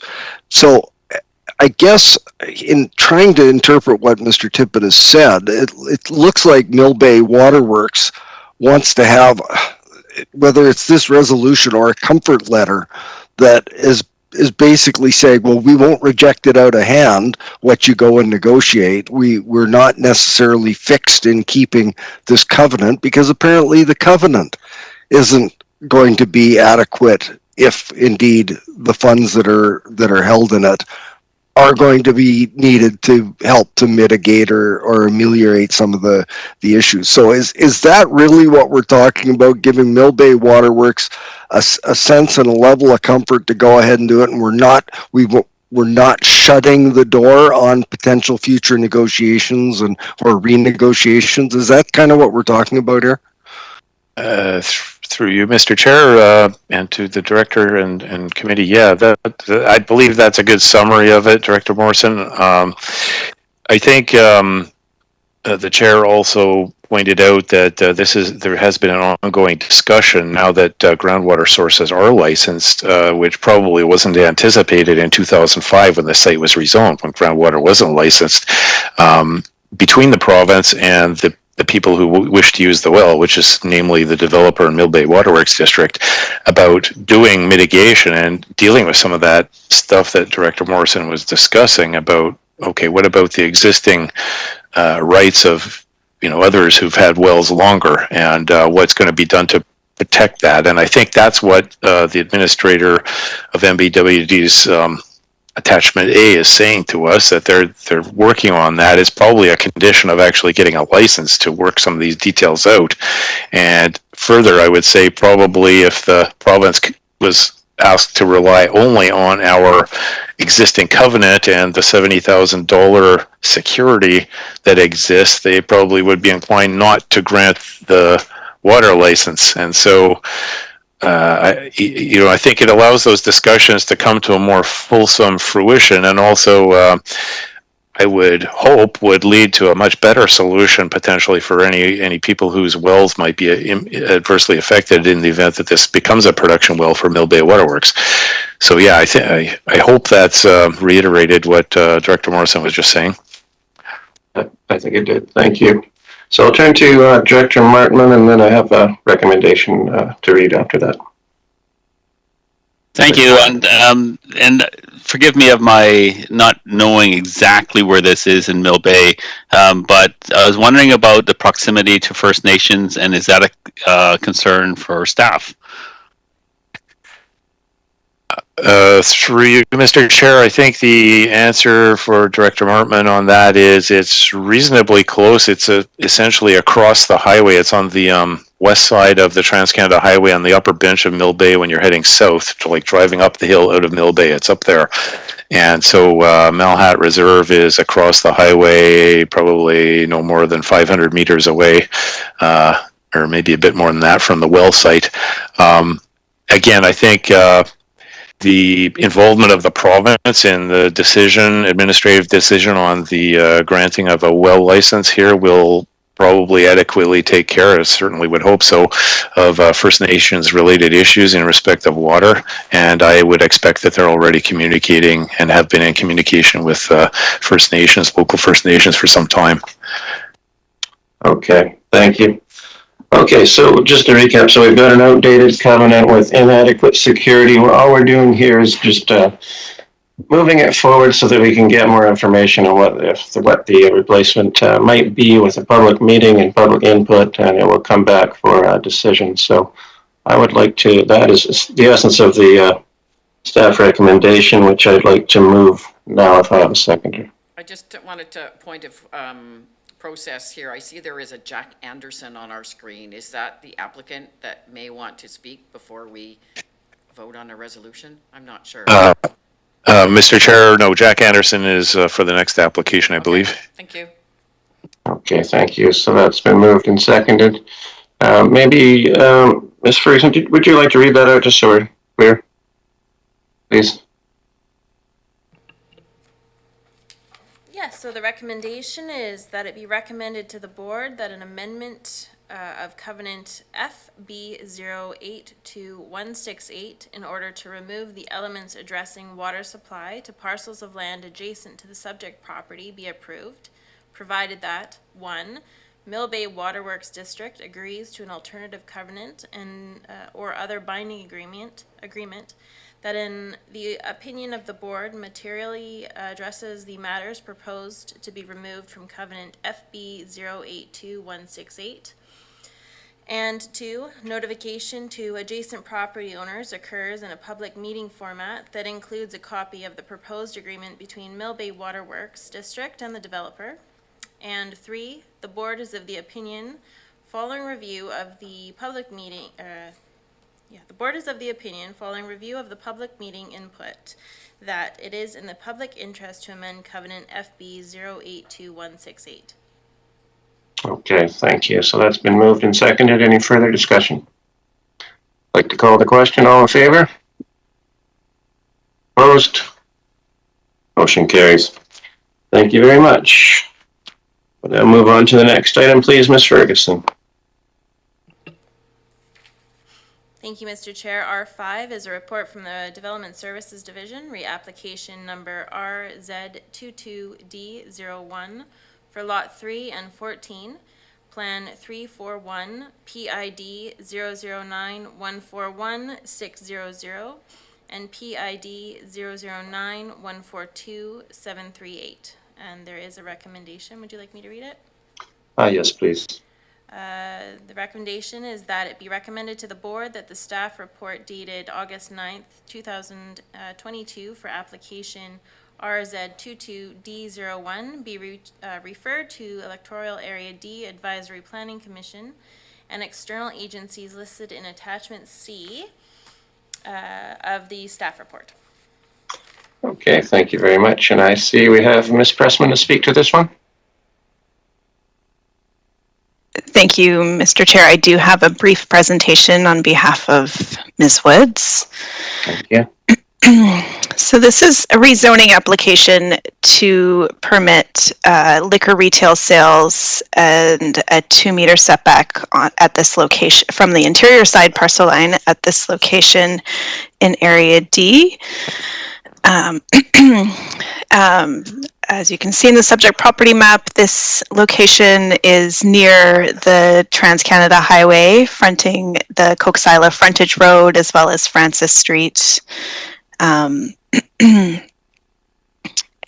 this location is located within the Coxsila Village Growth Containment Boundary and Coxsila Village Local Area Plan designation. And it's, as you can see here on the ortho photo, it's directly adjacent to the Cowichan Valley Meat Market on an undeveloped lot. And it's also located approximately 175 meters to the north, or to the south, and approximately 215 meters across the highway from the Cowichan Tribe's reserve land. And so the conceptual site plan is shown here on the property and with an illustration. There are also a number of other details that are shown within the attachments to the referral report. But so they're just conceptual at this point and subject to a number of development permit areas, including form and character and energy and water conservation if this application were to proceed. It's also located within the Cowichan Coxsila River floodplain management bylaw as well.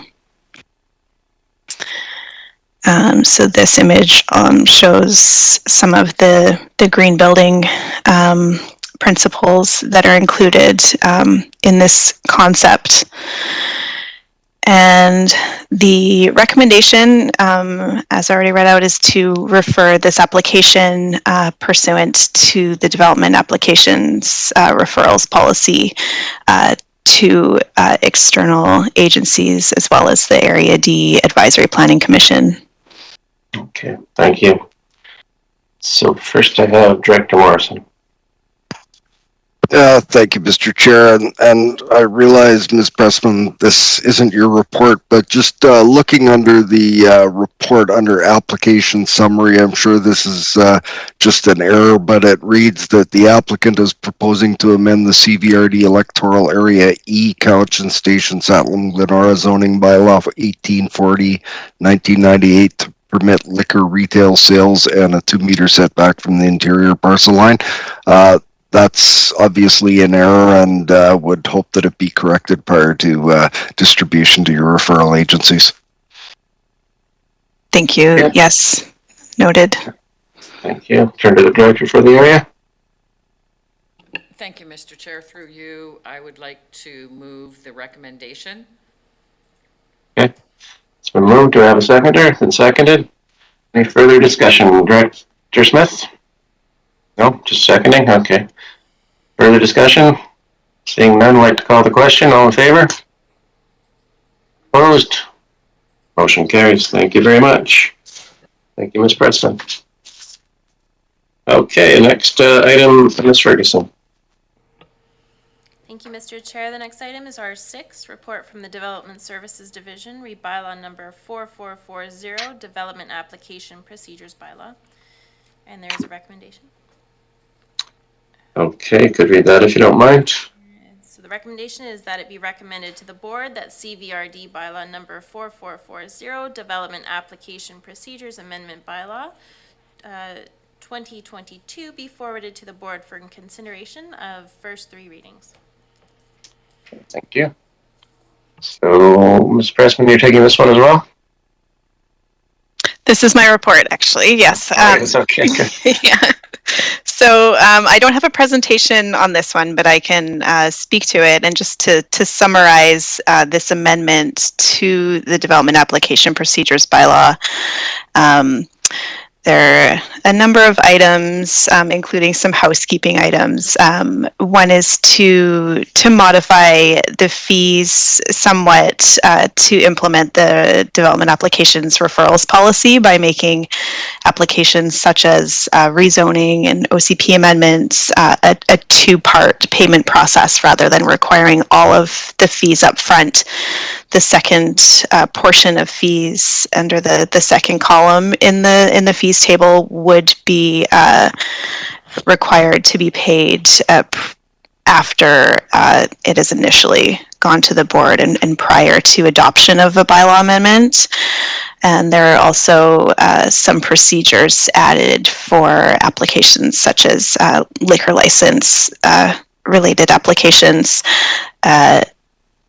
The new telecommunications antenna structure policy that will be brought forward by the Strategic Initiatives Division, and then some other numbering corrections and just also noted in my report that there will be a full review of all of the application fees later this year, and further amendments brought forward.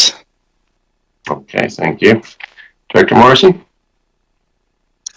Thank you, Mr. Chair. And I had a little challenge in reading this, and let's face it, it's pretty dry stuff to begin with, and even took the time and read through the bylaw, and it occurred to me that in the past we have actually had staff present us with a lot easy the same information but more easily digestible in the form of with tables of the current and the proposed, and gives us a better picture of what is actually being recommended for changes to the bylaw. And I'm sure that Mr. Elf is still online here, and wondering, I don't want to create a whole bunch of more work, but this is a difficult way to digest changes to a bylaw which are going to affect the incomes and the likes and the way we do business. So I would just make that request that if there's some possibility of using graphs and diagrams in this as opposed to just straight text, it definitely makes the absorption and understanding of the material a lot easier. Thank you. Thank you. Director Yanni DiNardo. I'd like to remove the recommendation. Okay, it's been seconded. Any further discussion? Seeing none, I'll call the question. All in favor? Opposed? Motion carries. Okay, thank you very much. So now we're at 3:30. We better take 10 minutes, I think. I've got 3 more items. So back at 3:40. All I get is freckles, so I get a really good tan.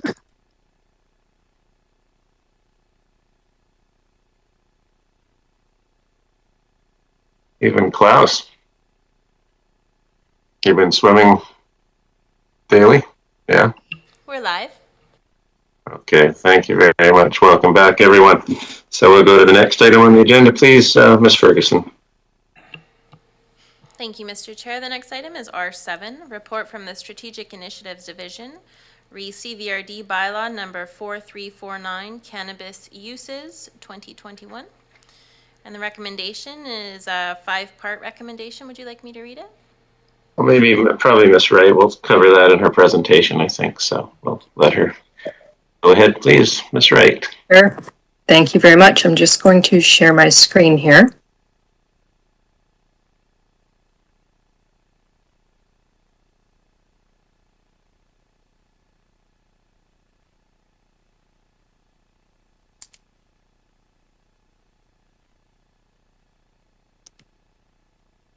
Okay. I think that's good. Is that right?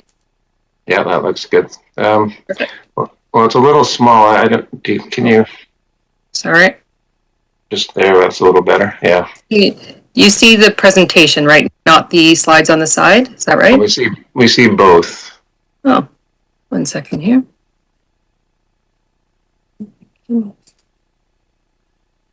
Yeah, that's it. There we go. Just the presentation. Oh, sorry.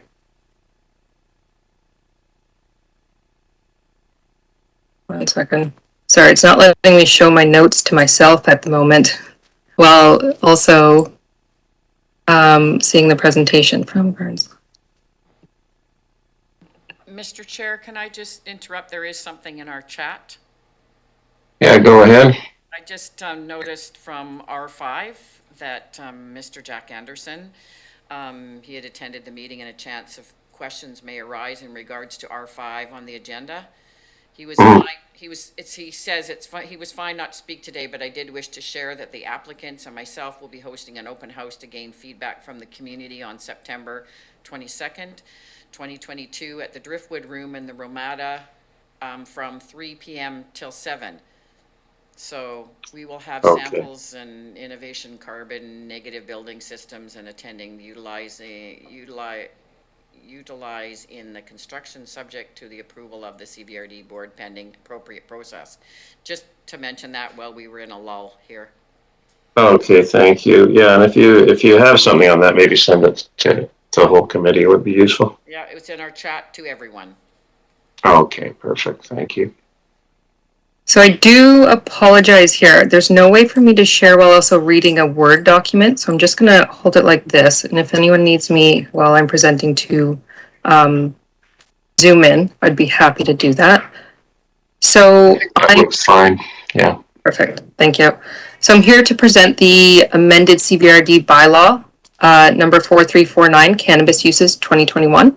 So a little background, in July 2021, the CBRD Cannabis Uses Bylaw number 4349 and 3 cannabis-related policies were considered by the board, and staff were directed to refer bylaw number 4349 to external agencies for comment. So since then, comments were received, other local government cannabis regulation bylaws were reviewed, and staff now staff are recommending some changes to the bylaw, as well as recommending changes to the CBRD cannabis retail store application policy. So some of the more significant changes to bylaw number 4349 include the following. So the bylaw now distinguishes between, and this is the biggest difference, the bylaw now distinguishes between micro and standard cultivation production practices. So this is typically attributed to the size difference and scale of cannabis operations. So for instance, the federal regulations permit a grow surface area of up to 200 square meters for growing cannabis plants under a micro cultivation license. So it's much smaller than standard. A new definition for cannabis micro-production and processing was added to the bylaw. In each zoning bylaw, cannabis micro-production and processing was added to the zones which already permit standard production and processing. We added commercial cannabis regulations for non-ALR parcels, which state that cannabis production and processing can only occur within buildings on industrial zone parcels, and that no outdoor operations are permitted in industrial zones. So this is applicable to both standard and micro operations. The table shows, I'm just going to move the table now. So the table shown outlines the required setbacks, as well as highlights in italics any amendments that were made since the board first considered bylaw number 4349 in July of 2021. So I won't go over them all specifically as they're in the report, but I'll just go over them briefly. So we added setbacks for cannabis buildings and structures for micro production and processing. So these setbacks are generally less than what are required for standard production and processing facilities. Setback distances for standard and micro production and processing have been separated to differentiate between ALR and non-ALR residential uses to permit greater flexibility for cannabis operations on ALR parcels. Setback distances are less for micro cannabis operations on ALR parcels than the setbacks required for standard cannabis operations. Setbacks from parcel lines were reduced in the bylaw to be more consistent with the minister's bylaw standard, a guide for bylaw development in farming areas.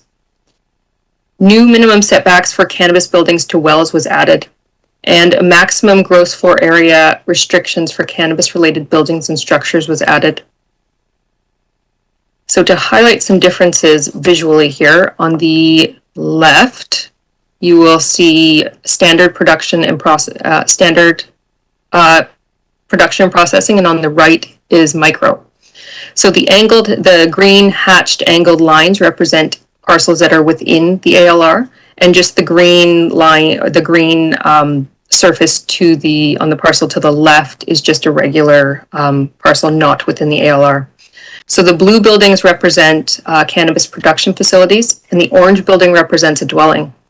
So as you can see on both, that the parcel line setback did not change for standard production and processing facilities, but there's a new, so it's 30 meters from all lot lines, but there's a new 15 meter setback from parcel lines for micro production facilities. Setbacks from watercourses did not change, it remains at 30 meters, but a new 30 meter setback from wells was added. Now there is no minimum setback from the foundation of any residence on a separate parcel within the ALR, meaning that if you, for instance, if we look at this standard one on the left-hand side, if you own this parcel in the ALR and you've created and you're doing a cannabis operation on your parcel from your neighboring ALR parcel, and if there's a residence on that parcel, there's no setback distance between it. However, Oh, the minimum parcel line setback still applies. So your building would still need to be 30 meters from your parcel line. However, it does not, there's no minimum setback from your neighbor's dwelling on the other, on a neighboring lot. So there's and sorry, in terms of micro, it's a 15-meter setback. So you'd have the 15-meter minimum parcel line setback, but no setback from your neighbor's house on another adjacent ALR lot. There's a new setback from the foundation of any residence on a separate parcel not within the ALR. So this is the green one over here to your left on standard. So if there would be 100-meter setback from the foundation of your production building to the foundation of the residence on another parcel that is not within the ALR for standard, and that setback would be 75 meters for micro production facilities. And there's no change to the setback for any parcel lines from a park zone, a parcel with a school or childcare facility, or a park. That remains at 150 meters for both standard and micro operations. And the setback from all parcel lines from a CD zone, institutional zone, mixed use zone, or residential zone was reduced for standard operations from 150 meters to 100 meters and is now at 75 meters for micro operations. So we're moving on to related, the cannabis retail store application criteria policy. So since the federal government legalized non-medical cannabis with the Cannabis Act in October of 2018, the LCRB has updated the legislation around cannabis retail licensing multiple times. These changes have resulted in licensing requirements becoming more permissive. So the first draft of the CBRD bylaw number 4349 that was reviewed in July of 2021 added cannabis retail as a principal permitted use to zones where retail is a permitted use. However, in consideration of the multiple changes by the LCRB, in order for the CBRD to retain as much control over the specific locations of future cannabis retail stores as possible, staff are now recommending that bylaw number 4349 not be amended to permit cannabis retail as a principal permitted use to zones where retail is a principal permitted use, but rather amend the CBRD cannabis retail store application policy to harmonize the process with rezoning procedures, meaning a site-specific rezoning to permit cannabis retail stores on a specific property would still be required. So if the cannabis retail store application policy were amended, only the public hearing would be required, and subsequently only one notification via mail and newspapers will be required. So this will decrease the application processing time and decrease the cost of advertising for the applicant. So by amending the policy and continue to require a site-specific rezoning in order to permit a new cannabis retail store location, the CBRD can maintain autonomy should the provincial legislation regarding cannabis retail stores be further amended. So in that case, we are recommending option number 1, and I will read out the option since it wasn't read before. So that it be recommended to the board that number 1, that second reading of CBRD bylaw number 4349, cannabis uses 2021 be rescinded. 2, that CBRD bylaw number 4349, cannabis uses 2021, be amended as outlined in the staff report dated August 11th, 2022, to the September 7th, 2022 Electoral Area Services Committee meeting as outlined in option 1. That number 3, that CBRD bylaw number 4349, cannabis uses 2021, be forwarded to the board for consideration of second reading as amended. 4, that a public hearing be scheduled for CBRD bylaw number 4349, cannabis uses 2021, with all electoral area directors as delegates. And 5, that the board directs staff to amend the CBRD cannabis retail store application policy to harmonize the licensing process with rezoning application procedures. Thank you. And with that, I was sharing. Thank you very much, Ms. Wright. So I'll turn to Director Yanni DiNardo. I'd like to move the recommendation. Okay, do we have a seconder? Seconded? Okay. Any questions? Director Nicholson, and then Morrison. So I'm okay with this in general, but there were some referral comments about water issues in some areas. And down in the report, it says at the bottom recommendation, you staff recommend option 1, but it says proceed with changes as they consider the referral comments and ensuring the CVOD is current with best practice, but also considers the unique electoral area attributes. So I'm not, I guess what I'm confused about is how this addresses any water issues.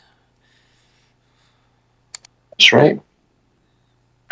Through the chair to Director Nicholson. So it doesn't specifically address water issues, but it does allow still that the board review each license on I was thinking about cannabis retail for a second there. So studies have shown that cannabis doesn't specifically use any more water than any other farm use. And really it is determined to be a farm use, and it is difficult for local government to really limit farm uses on farm land. So with that, it is already permitted on ALR land. We are just restricting some of the sizes. So for instance, bear with me while I find it, we, in the bylaw, just bear with me here, it's in my notes, we have restricted the size of the related buildings and structures that are the maximum gross floor area for cannabis related buildings and structures. So for instance, the standard total gross floor area for all buildings and structures used for the cannabis production must not exceed 500 square meters, and the total combined gross floor area for all buildings and structures used for any kind of cannabis production and processing would be limited to 1,000 square meters for standard operations. And that for micro, the combined gross floor area, because as I said in the presentation, the federal government limits micro already to 200 square meters of growing room. So we would limit the size of the building to 400 square meters. So that does limit the size right there of the operation. We have no authority though to limit on ALR land the size of outdoor fields used for cannabis production as it is. So we have taken into account the size of the buildings. Okay, thank you. So go to Director Morrison and then Acton. Thank you, Mr. Chair. Through to Ms. Wright. So a couple of questions that I'm hoping I've got my basis here correct. So you're for the production facilities, we now have micro, and I understand some of the rationale behind that as far as the opportunities business wise and that sort of thing. But I just questioned, like, my understanding was setbacks were generally bigger because of the potential of older crossing property lines and potential noise and light and that sort of thing and activity. So the question it raises for me is that a micro production operation is by its nature going to be smaller, not have the economies of scale, and I would almost bet that isn't going to be able to afford the expensive odor removal equipment and scrubbers and all of that sort of thing. So is it necessarily required that they have a smaller setback, or is this just because of property availability and that sort of thing? Because it just doesn't make sense that we would reduce setbacks for something that has that much has potential of having that much impact in a community. So can you explain whether I've got the rationale correct, and is that what they're thinking by having reduced setbacks for the micro side? That's right. Thank you. So through the chair to Director Morrison.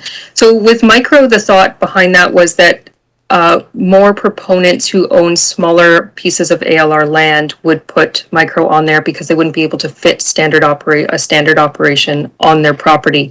And when you have a smaller, like 1 or 2 acre parcel of ALR land or 5 acre, we want it to not be as limiting. So and to be the doors a little wider open to allow for more people to explore the opportunity. However, we do anticipate that a lot of some proponents may be coming in anyways for variances to these setbacks, and at that point the board can look at them on a site-by-site basis. But really it was due to the size of the operations, not necessarily, and the size of the lots that they would fit on. Over.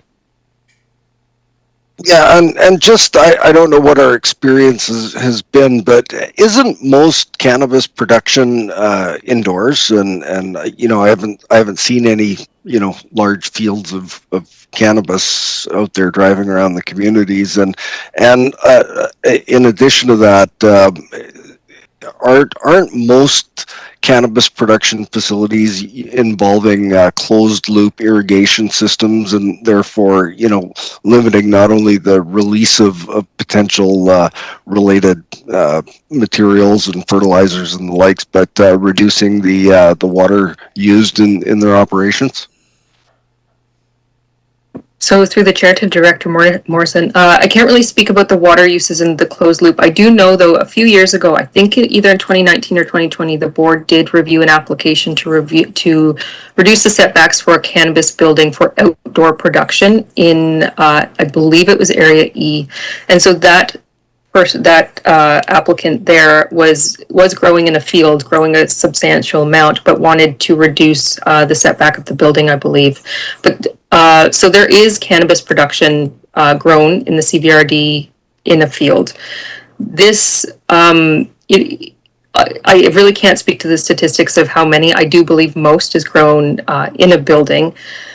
However, I think this bylaw just speaks towards people like allowing proponents to further explore opportunities on their land, as well as maybe we've heard from a lot of especially micro producers over the years that, you know, people have not gone into farming specifically to farm cannabis. However, they're requiring some other ways to supplement their income. So this would be another way, especially for micro, to do that. And that would be seasonal, depending on, you know, I've spoken to people who raise cattle. And so in the winter months when the raising cattle process is a little slower, they would like to do something else. And so growing cannabis in a building in the winter would be what they choose. Thank you. Subdirector Acton and then Martman. Thank you, Mr. Chair. Just to be clear, reading these resolutions, some of them say cannabis retail and then others say cannabis, trying to go back to it, sorry, just cannabis uses. So I just want to be clear on the retail side of it would still come to the electoral area services for rezoning if it was a store retail spot. The process would just be shorter and easier for the applicant. And we would essentially fast track it. Is that correct?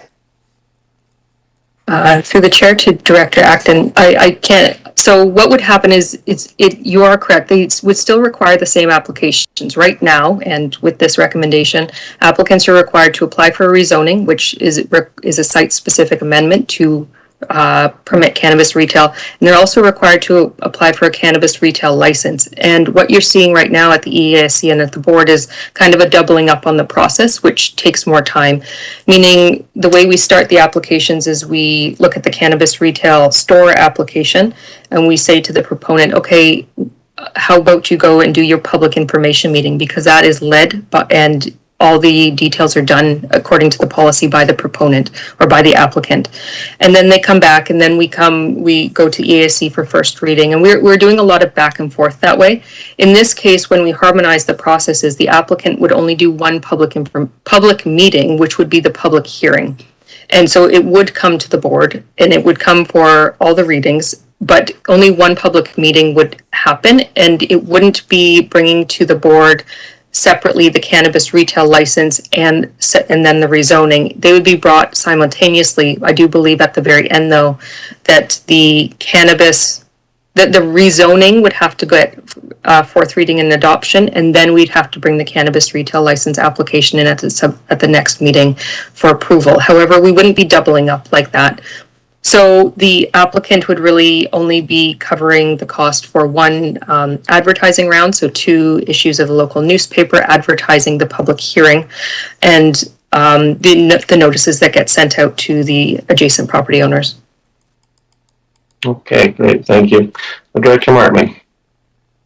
Thank you, and I appreciate farmers always trying to find ways to earn something off the land, and Yes, in the winter we have lots of manure and wanted to put it in different places, so this could work. But I'm also very aware of a lot of small parcels.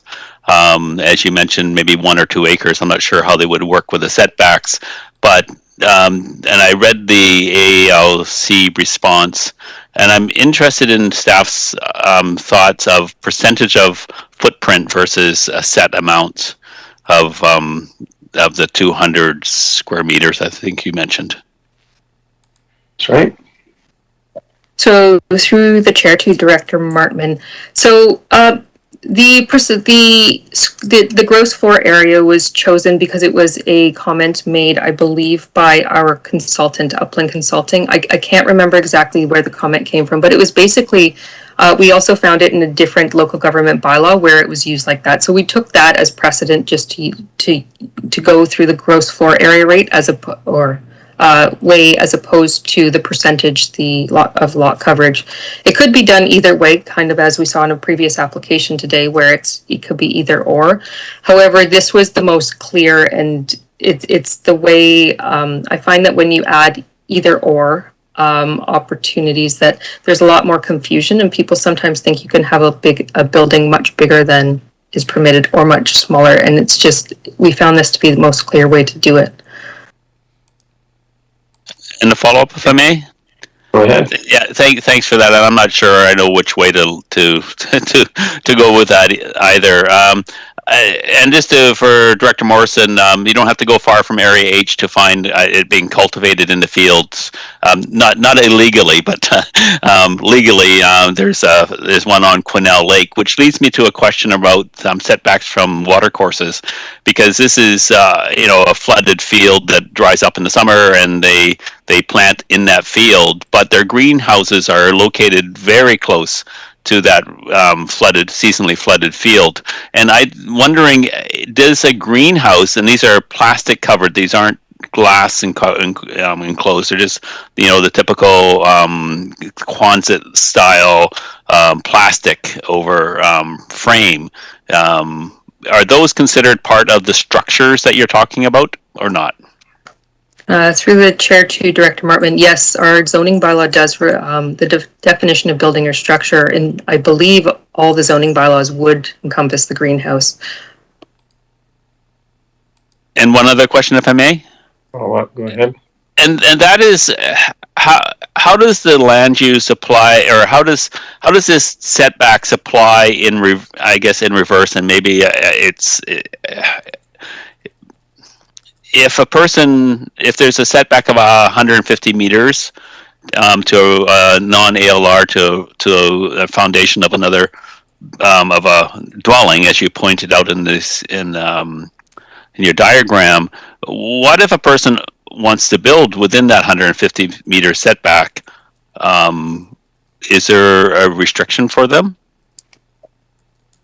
So through the chair again to Director Martman. So if the cannabis production facility is already in existence and someone comes on a non-ALR parcel, the restriction is not, it would not apply to them. This is if you were to locate a cannabis production facility or building on your property. If you are building a single family home, for instance, on an adjacent parcel, you would take into account, I guess, what is surrounding you. However, as a property owner, you would know where your property is if you own land in an agricultural area, which many of these are where cannabis production is. You would take into consideration, I would hope, upon purchasing the land, of the potential smells and things other that the farm operations around you would emit. But to answer your question, no, the setback would not apply to if a production facility already existed on the land if someone wanted to build a single family home on an adjacent parcel. Thank you. That's it. Okay, so seeing no further questions, just like to thank you, Ms. Ray, for all your comprehensive report and ongoing work on a complicated file. That's been moved and seconded. I'd like to call the question. All in favor? Opposed? Motion carries. Thank you very much.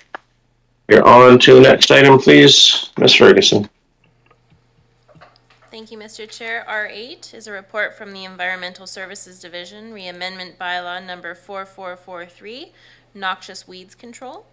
And the recommendation is that it be recommended to the board that 1, bylaw number 4443, noxious weeds control amendment bylaw, 2022 be considered for 3 readings and adoption, and 2, that a public education and awareness campaign for poison hemlock be delivered. Okay, thank you. I believe we have a staff presentation. Mr. Lawrence, is that you? Thank you, Mr. Chair. Indeed, thank you for the opportunity to present the invasive plants management update, along with the staff report noting the recommendation for inclusion of an additional plant within the scope of the bylaw. And so that is indeed the purpose of the presentation, as well as to provide a summary of actions that have been completed since the 2014 strategy was adopted.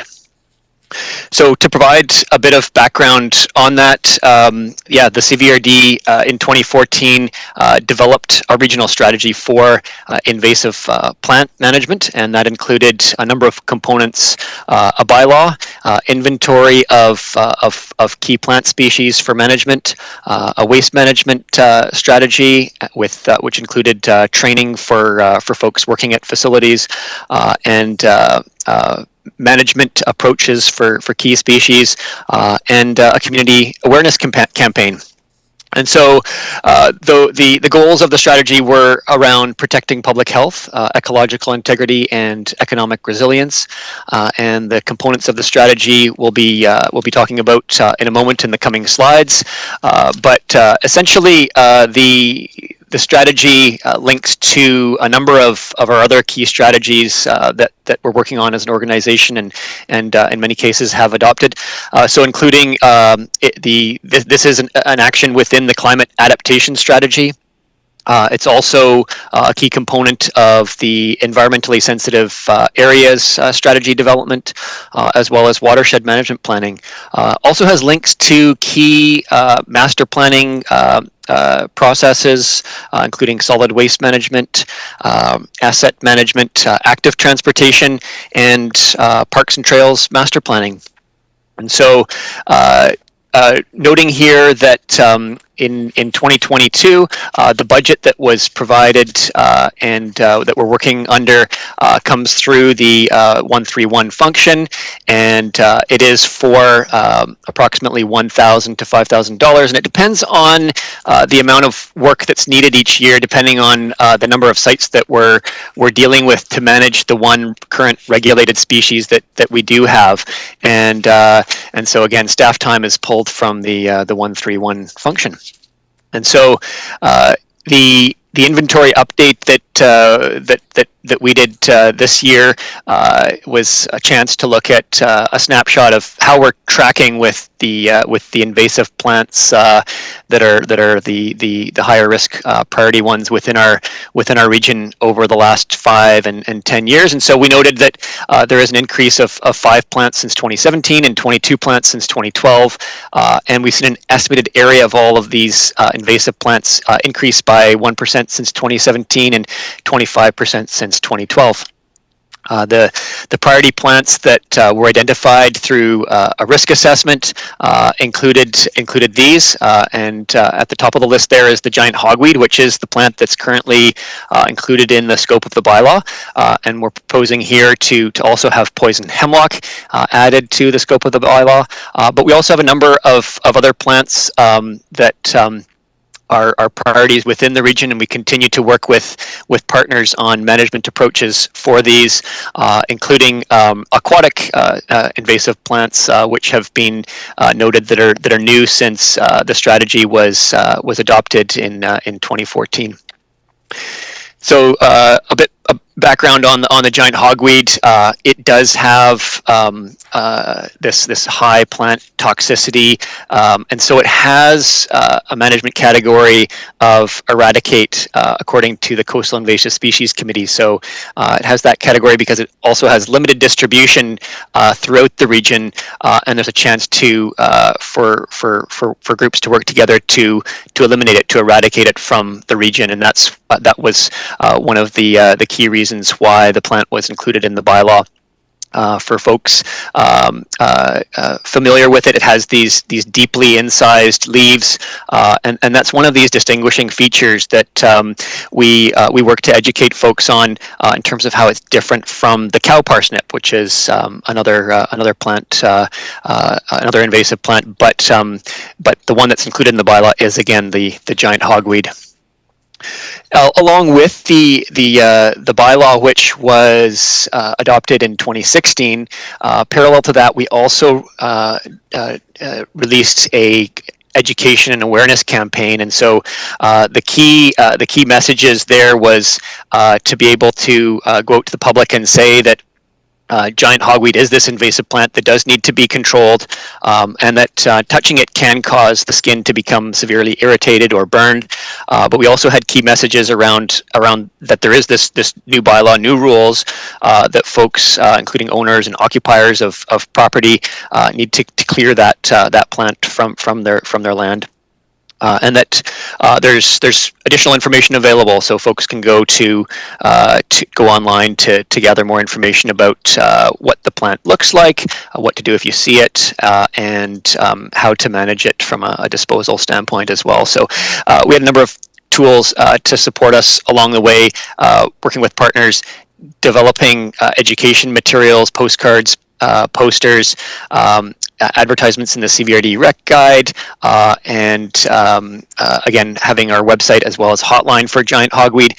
Key to all of this, though, was also targeted notifications of the property owners that have the plant or have been noted to have the plant in the past, and so that's something that is ongoing, and we work with the Coastal Invasive Species Committee each year to conduct that monitoring. And so on the note of the monitoring, we did also look at specifically what's going on with giant hogweed. We looked at the other plants as well, but what specifically is going on. And when we looked at that over time from 2013 to where we are today, we see some successful management of the plant overall. So where we're at today, after looking at the June 2021 extract of data from the provincial invasive plant database, is that we have 1 of 18 residential sites with active growth, but 17 of 18 don't have plant currently being found. But all 18 of those are the one that does have the active growth is under management. So in terms of having that removal is currently in place. And overall, the progress that we note is we've had the area of giant hogweed decreased from approximately 0.87 hectares down to 0.01 hectares as of the June 2021 information we had available for monitoring. Having said that, we do have monitoring continuing this year, and so we're looking forward to seeing in the database what that looks like for 2022 as well. A bit of a refresher in terms of what the bylaw actually says. This noxious weeds control bylaw, it does say that essentially that owners and occupiers of property need to make sure that they keep their property clear of noxious weeds. And again, it's the giant hogweed that's listed in the bylaw. And then there's also the reference here that the regional district, by its officers, employees, or contractors, can enter onto the property to clear the noxious weeds at the expense of the person defaulting. And then there's also the reference to the ticketing bylaw within the invasive species bylaw. And so the recommendation today is about including poison hemlock also in the bylaw. And so similarly, poison hemlock is a highly toxic plant. It's poisonous, but it also can be irritating to the touch. It does have this limited distribution, similar to giant hogweed throughout our region, so that opportunity to eradicate the plant. And we do see it in a couple of sensitive areas, including at an elementary school, as well as within park areas. So there's an opportunity here to ensure we look at how we can include this in the bylaw, but also be able to ultimately eradicate it moving forward. And so, again, coming back to the next steps that would be proposed for going forward into 2023, we have monitoring and education for priority invasive plants. That's ongoing this year, but the idea is to carry that forward into 2023, as well as management of invasive plants on CVRD lands. So working with our CVRD Parks and Trails group, as well as facilities and recycling and solid waste. Each of them having plant management programs that they have ongoing, building capacity through collaborating with not only those internal folks I've just mentioned, those internal partners, but with our municipal partners, with the province, the Ministry of Forest, Lands and Natural Resources, as well as the Coastal Invasive Species Committee and the stewardship groups that are each one of these groups helping to resolve and address invasive plants in our region. Also, with the we're planning to have a regional land managers workshop that will be hosted by the Coastal Invasive Species Committee later this year, as again a way for folks to come together and share ideas on the issues and opportunities for management going forward. Again, this next step of proposing the additional priority plant for potential inclusion in the bylaw, and that comes back to the recommended resolution of the staff report. And so along with the inclusion of the poison hemlock in the bylaw, that we'd also be essentially delivering a public education awareness campaign for that plant going forward. And so, thank you, and I'll return back to the group here. Very interesting. Thank you, Keith. I'll go to Director Yanni DiNardo. Thank you, Mr. Chair. Through you, I'd like to move the recommendations. Okay. I have Director Kuhn. Are you seconding that, or did you want to speak? Seconding? Okay. And discussion. I have Director Mark. Oh, go ahead. I'd just like to make a comment. I saw Eurasian milfoil on the list. Now, 5-6 years ago, there was none of that in Cowichan Lake.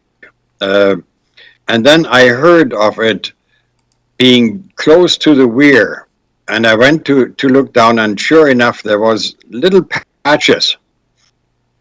Since then, it's grown immensely.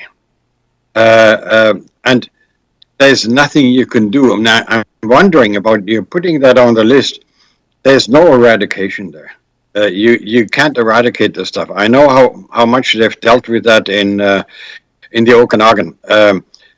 They had machines harvesting the stuff. They had, short of polluting the whole lake and poisoning it to kill it, there's nothing you can do from what I know. And I just want to pick your brain. George? Thank you, through the chair, to the director. So indeed, the Eurasian water milfoil is a concerning plant in Cowichan Lake, but also in other surface water bodies, including Shawnigan Lake, where we have had some discussion and dialogue with the various partners involved, including the stewardship community, Coastal Invasive Species Committee, the Ministry of Forest, Lands and Natural Resources. So it comes back to that action around continue to build those partnerships and staying current with the current practices that can be available, that are being tried and tested in other parts of the province or on the island. So staying in touch with our neighboring jurisdictions, so including the CRD and the RDN on this issue, as well as folks that are facing this in the interior, but also being aware that management is there's various levels of management, and in some cases the priorities might be to manage invasive plants that are adjacent to sensitive areas or structurally important areas. So, for example, with the weir in that case, or next to beach areas that are also important. So all of these components needing to be considered in the developments of management approaches. But it is indeed a priority plant that we note here, and it's one that we continue to work with partners on understanding best approaches going forward.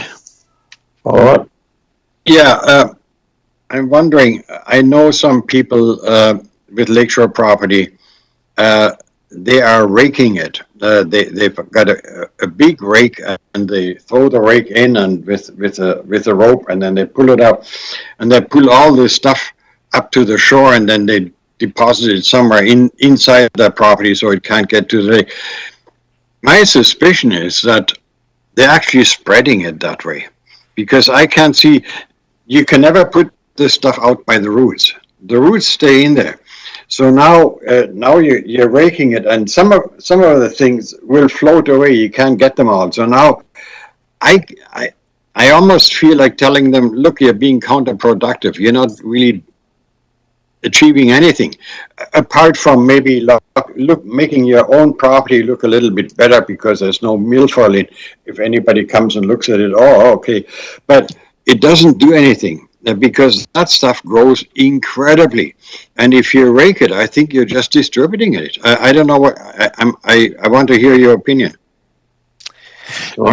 So through the chair to the director, indeed it is a difficult plant to manage, not only for that reason, but also because of its appearances, which are similar to a native species of the plant as well. So a native version. Again, continue to work with folks that have tried different practices, but not only looking at what are the short-term impacts of the plant, but the long-term impacts of management approaches. So whether it's folks, so for example, in the interior that have applied diving techniques, which are quite resource intensive, versus, as you say, more mechanical removals in other parts of the island, but also those approaches that have been explored here locally, including in the Shawnigan watershed, which the folks from the watershed could speak more to and have been considering. And so, but without saying, indeed, yeah, it is a difficult plant, as you say, for all of those reasons and more. And so that's a very important considerations that you mentioned. Good, thank you. I know Director Kuhn, if you haven't yet talked to Director Acton, I think she's a bit of an expert on milfoil and Shawnigan, so it might be a useful discussion. I have Directors Martman, Smith, and Morrison. Thank you, and thanks for the information. And I think you're being put on the spot for a number of different weeds that we all considered, they're noxious and problematic. I'm curious. I just have a comment. Like cow parsnip. I thought, oh my God, I've got hogweed all over the place, and it turned out to be a lot of cow parsnip, and being a farmer, you realize a lot of these things blow in across the fences, and I look at people trying to deal with the different weeds that come up in their place, and how many things blow across from the neighbors, and that's problematic for everybody. But the piece I was curious about is there even a concept or idea of how much is on CVRD land, and how much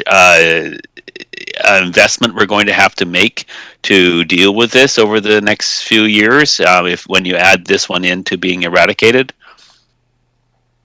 Lawrence? Indeed. So through the chair, thank you for the question.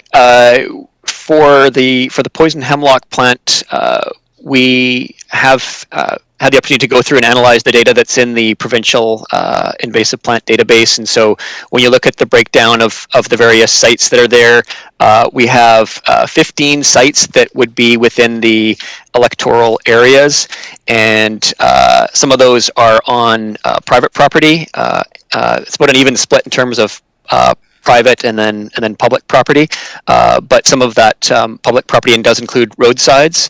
So we'll be working with the Ministry of Transportation, who are already managing the plant as one of their priority plants, but ensuring that they're notified as those concerns come in, is particularly when the plant might be growing on the boundary of a roadside and private property, but also working with those other partners. So the school district, because of the site that's there as well as our Parks and Trails group, to continue working with those folks in a similar way we have been doing with the giant hogweed. So it's essentially the inclusion of the giant hogweed in the bylaw was a pilot test to see how we could expand this to other plants, and we've seen it be successful in reducing that spread and bringing that total area down significantly. So now we can move forward and look at how we can include this other plant that we know is also a priority. So follow up. Yeah, it's just curious, are we going to be seeing a budget item for this? So through the chair, indeed, the budget is already part of the 131. So that amount that we mentioned of about $1,000 to $5,000 that's currently there for monitoring and targeted, focused education and awareness related to the plant. So that's within the existing budget. Yeah. Great, thank you, Director Smith. Thank you. I appreciate every time we learn something new about these invasive species that are coming to our country or our areas.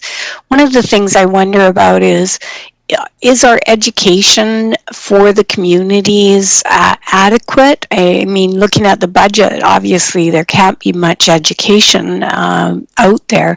Do we have a good enough link in our CVRD website to sort of throw out there once in a while, something for people to take the time to actually look at it? Thank you. Thank you. Through the chair. For the education and awareness pieces, as it relates to the plant that we do have in the bylaw, the giant hogweed, we have a page that's dedicated to that. Similarly, if we were to add poison hemlock, we would expand that communication to include that plant as well. And similarly, be able to deploy some printed materials for folks as well, as ensure that folks know what the plant looks like, what to do if they see it, and how to manage that. I did see Mr. Farquhar appear there for a moment as well, because I know invasive plants is also a key part of their parks management programming. But the Parks and Trails would also have a communications component to what they're doing in education as they work with folks on their lands. But for the plant that's within the bylaws, indeed, that's part of the scope of the work that we're recommending as part of through this staff report here. So. Okay, thank you. So Director Morrison to close. Yeah, thanks. And so it's been an 8-year pilot project, and quite frankly, for the amount of money that the board's invested in it, I think it's been pretty darn successful. And so congratulations on that. I don't think we've ever really put a bunch of money or emphasis in it, and it's good to see you're adding this other item. It's an achievable eradication that we can do. But I just want to suggest that maybe we should be looking at adding a little bit more money, and especially on the education side. And I want to use the example of sometimes a little bit of information can be dangerous. Where I know a neighbor discovered he had a knotweed patch in his property, and he was going to dig that thing up and get rid of it, and he dug it up and he got rid of it, and I think it ended up in there being 3 new patches in the community because he didn't dispose of it the way that would make sure it was eradicated.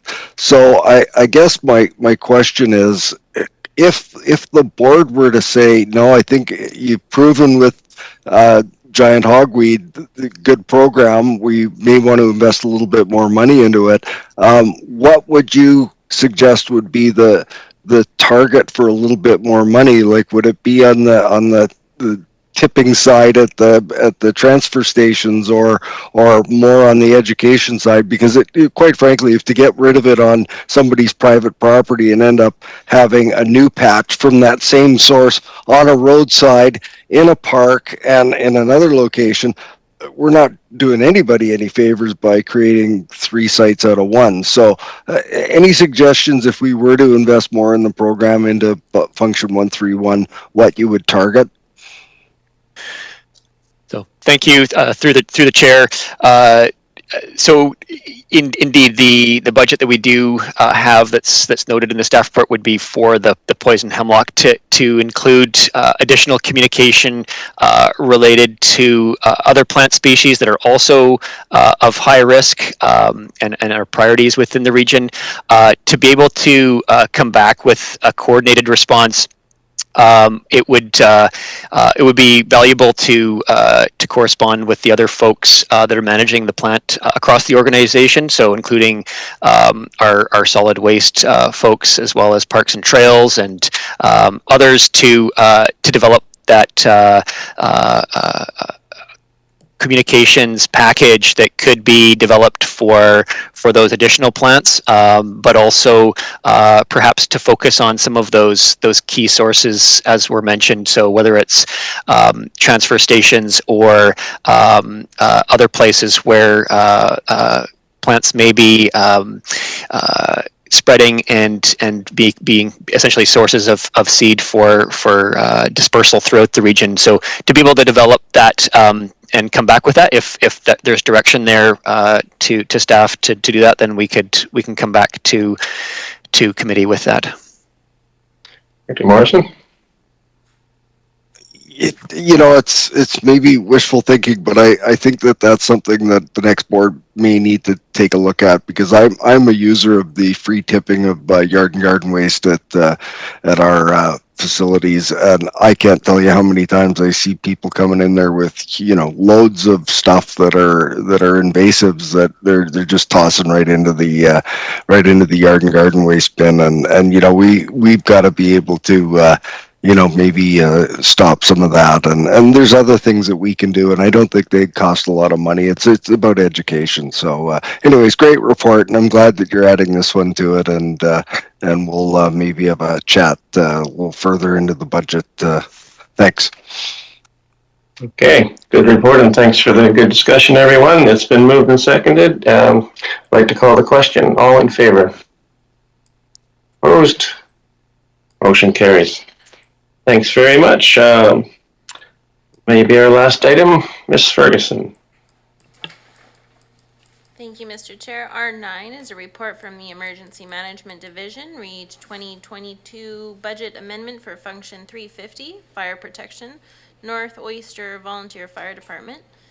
There's a 2-part recommendation. Shall I read it? Yes, please.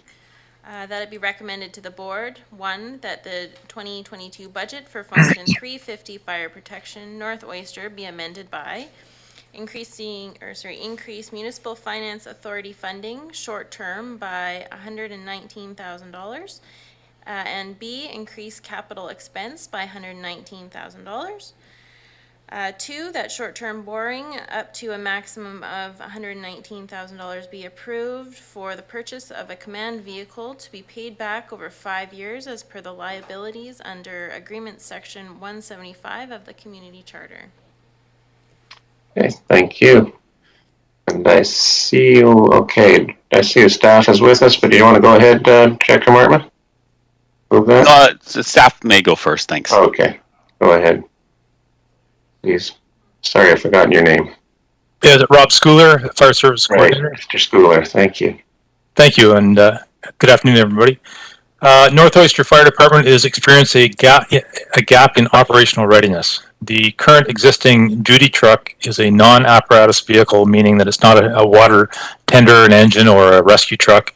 It's just a general purpose pickup truck. It was purchased to provide transportation for the on-duty officer to respond to emergency calls, burning complaints, training activities, and public education functions. And currently this truck is being used by both the duty officer and the chief officers as a primary response vehicle and mobile incident command post during emergent incidents. This vehicle is being shared amongst the duty officers and command staff on an ongoing basis. When a call for service is received, the chief officer or the duty officer, depending on who it is, has to make arrangements to transfer the vehicle to the responding duty officer, thus creating delays in response, or vice versa. And by acquiring a dedicated command vehicle, i.e. a SUV, that is appropriate for the intended use by the command staff, the duty truck will be freed up for use by the on-duty officer to handle both routine and emergent calls.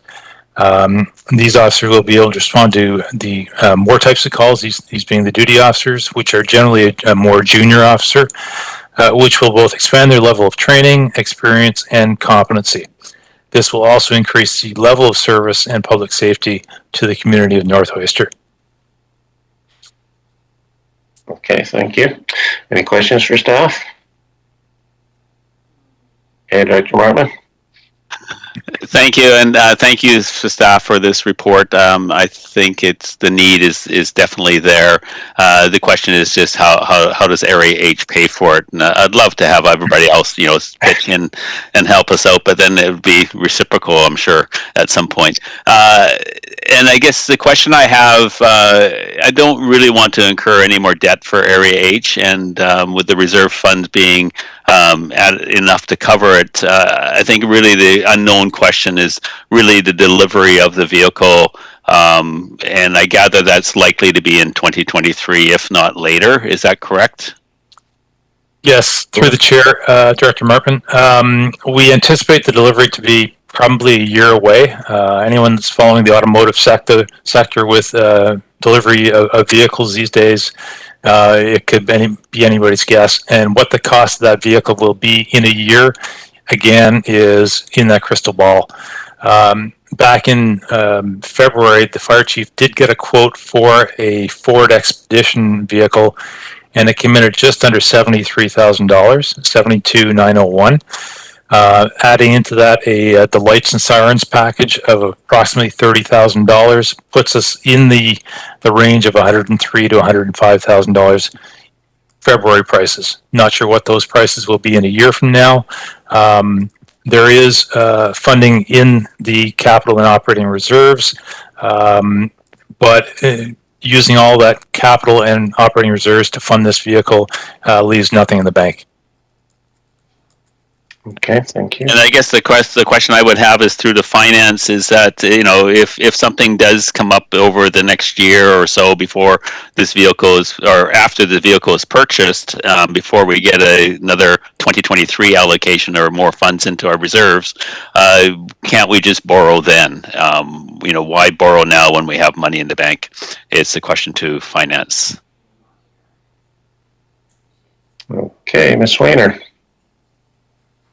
So the recommendation to borrow now versus borrowing later is partly because rates are where they are right now and they could be going up. So we could potentially have a bit of a cheaper rate in borrowing. We can always pay off the debt at any point in time. So it gives a little bit more flexibility, especially if funds are needed for a fire truck, put savings aside. Draining out the capital reserves is never the best option. So if we can pay off at any time, you're saying, then once we get those minimum reserves up, we can pay it right off? Okay, yeah. Thank you. That helps. Okay, any further questions or comments? Seeing none, Director Martman, would you like to?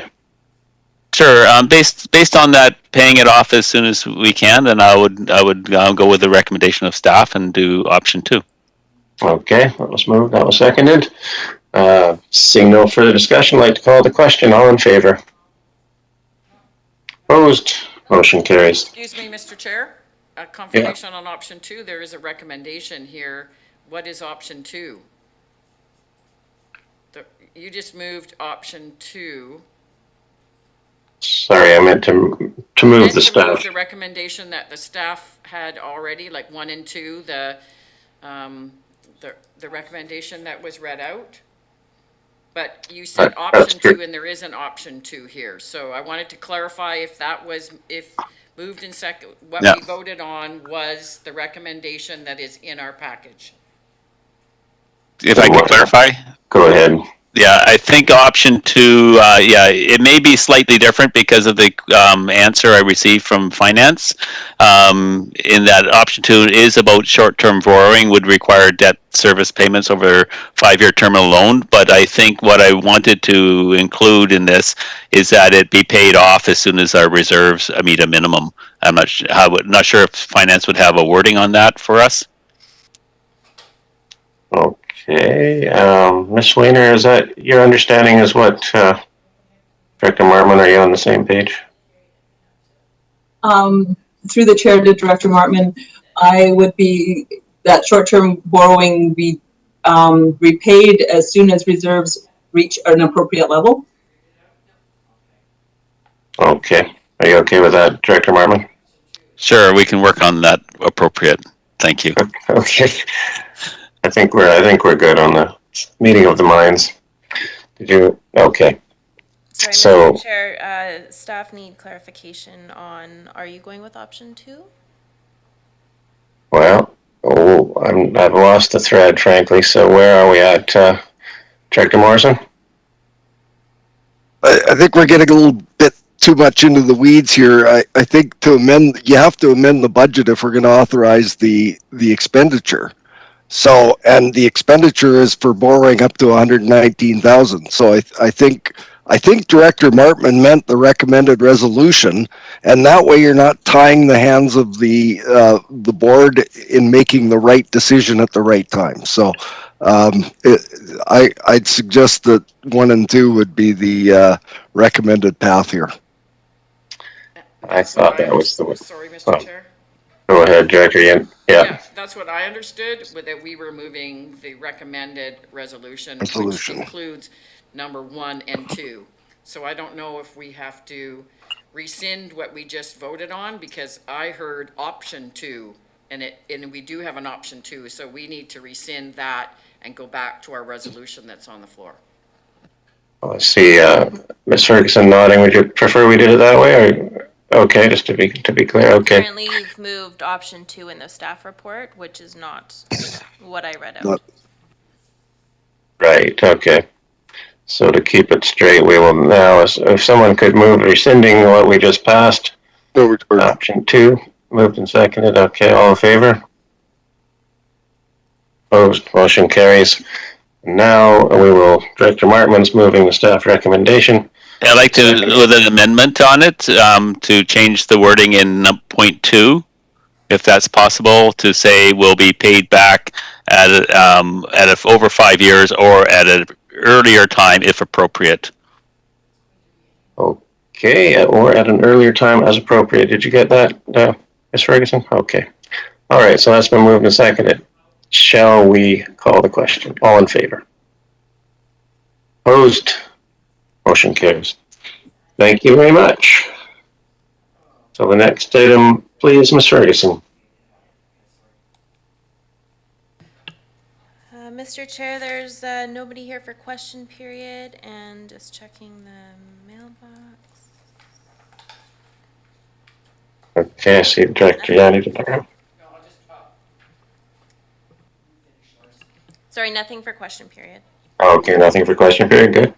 So, Mr. Chair, would indulge me to, I just have some housekeeping as your board chair. We are going to, just a reminder that I think a lot of us are leaving to UBCM on Sunday. And as staff, we'd like to have all receipts in as soon as possible, if you could do that. We still have some outstanding receipts from FCM. So please be respectful and hand in all your receipts as soon as possible. Thank you. Okay, thank you. And have a safe trip. Good. No close, so just a motion to adjourn. Did we have a new business item? Did we handle that? It Before? was regarding. Oh, correspondence. Thank you. Yeah.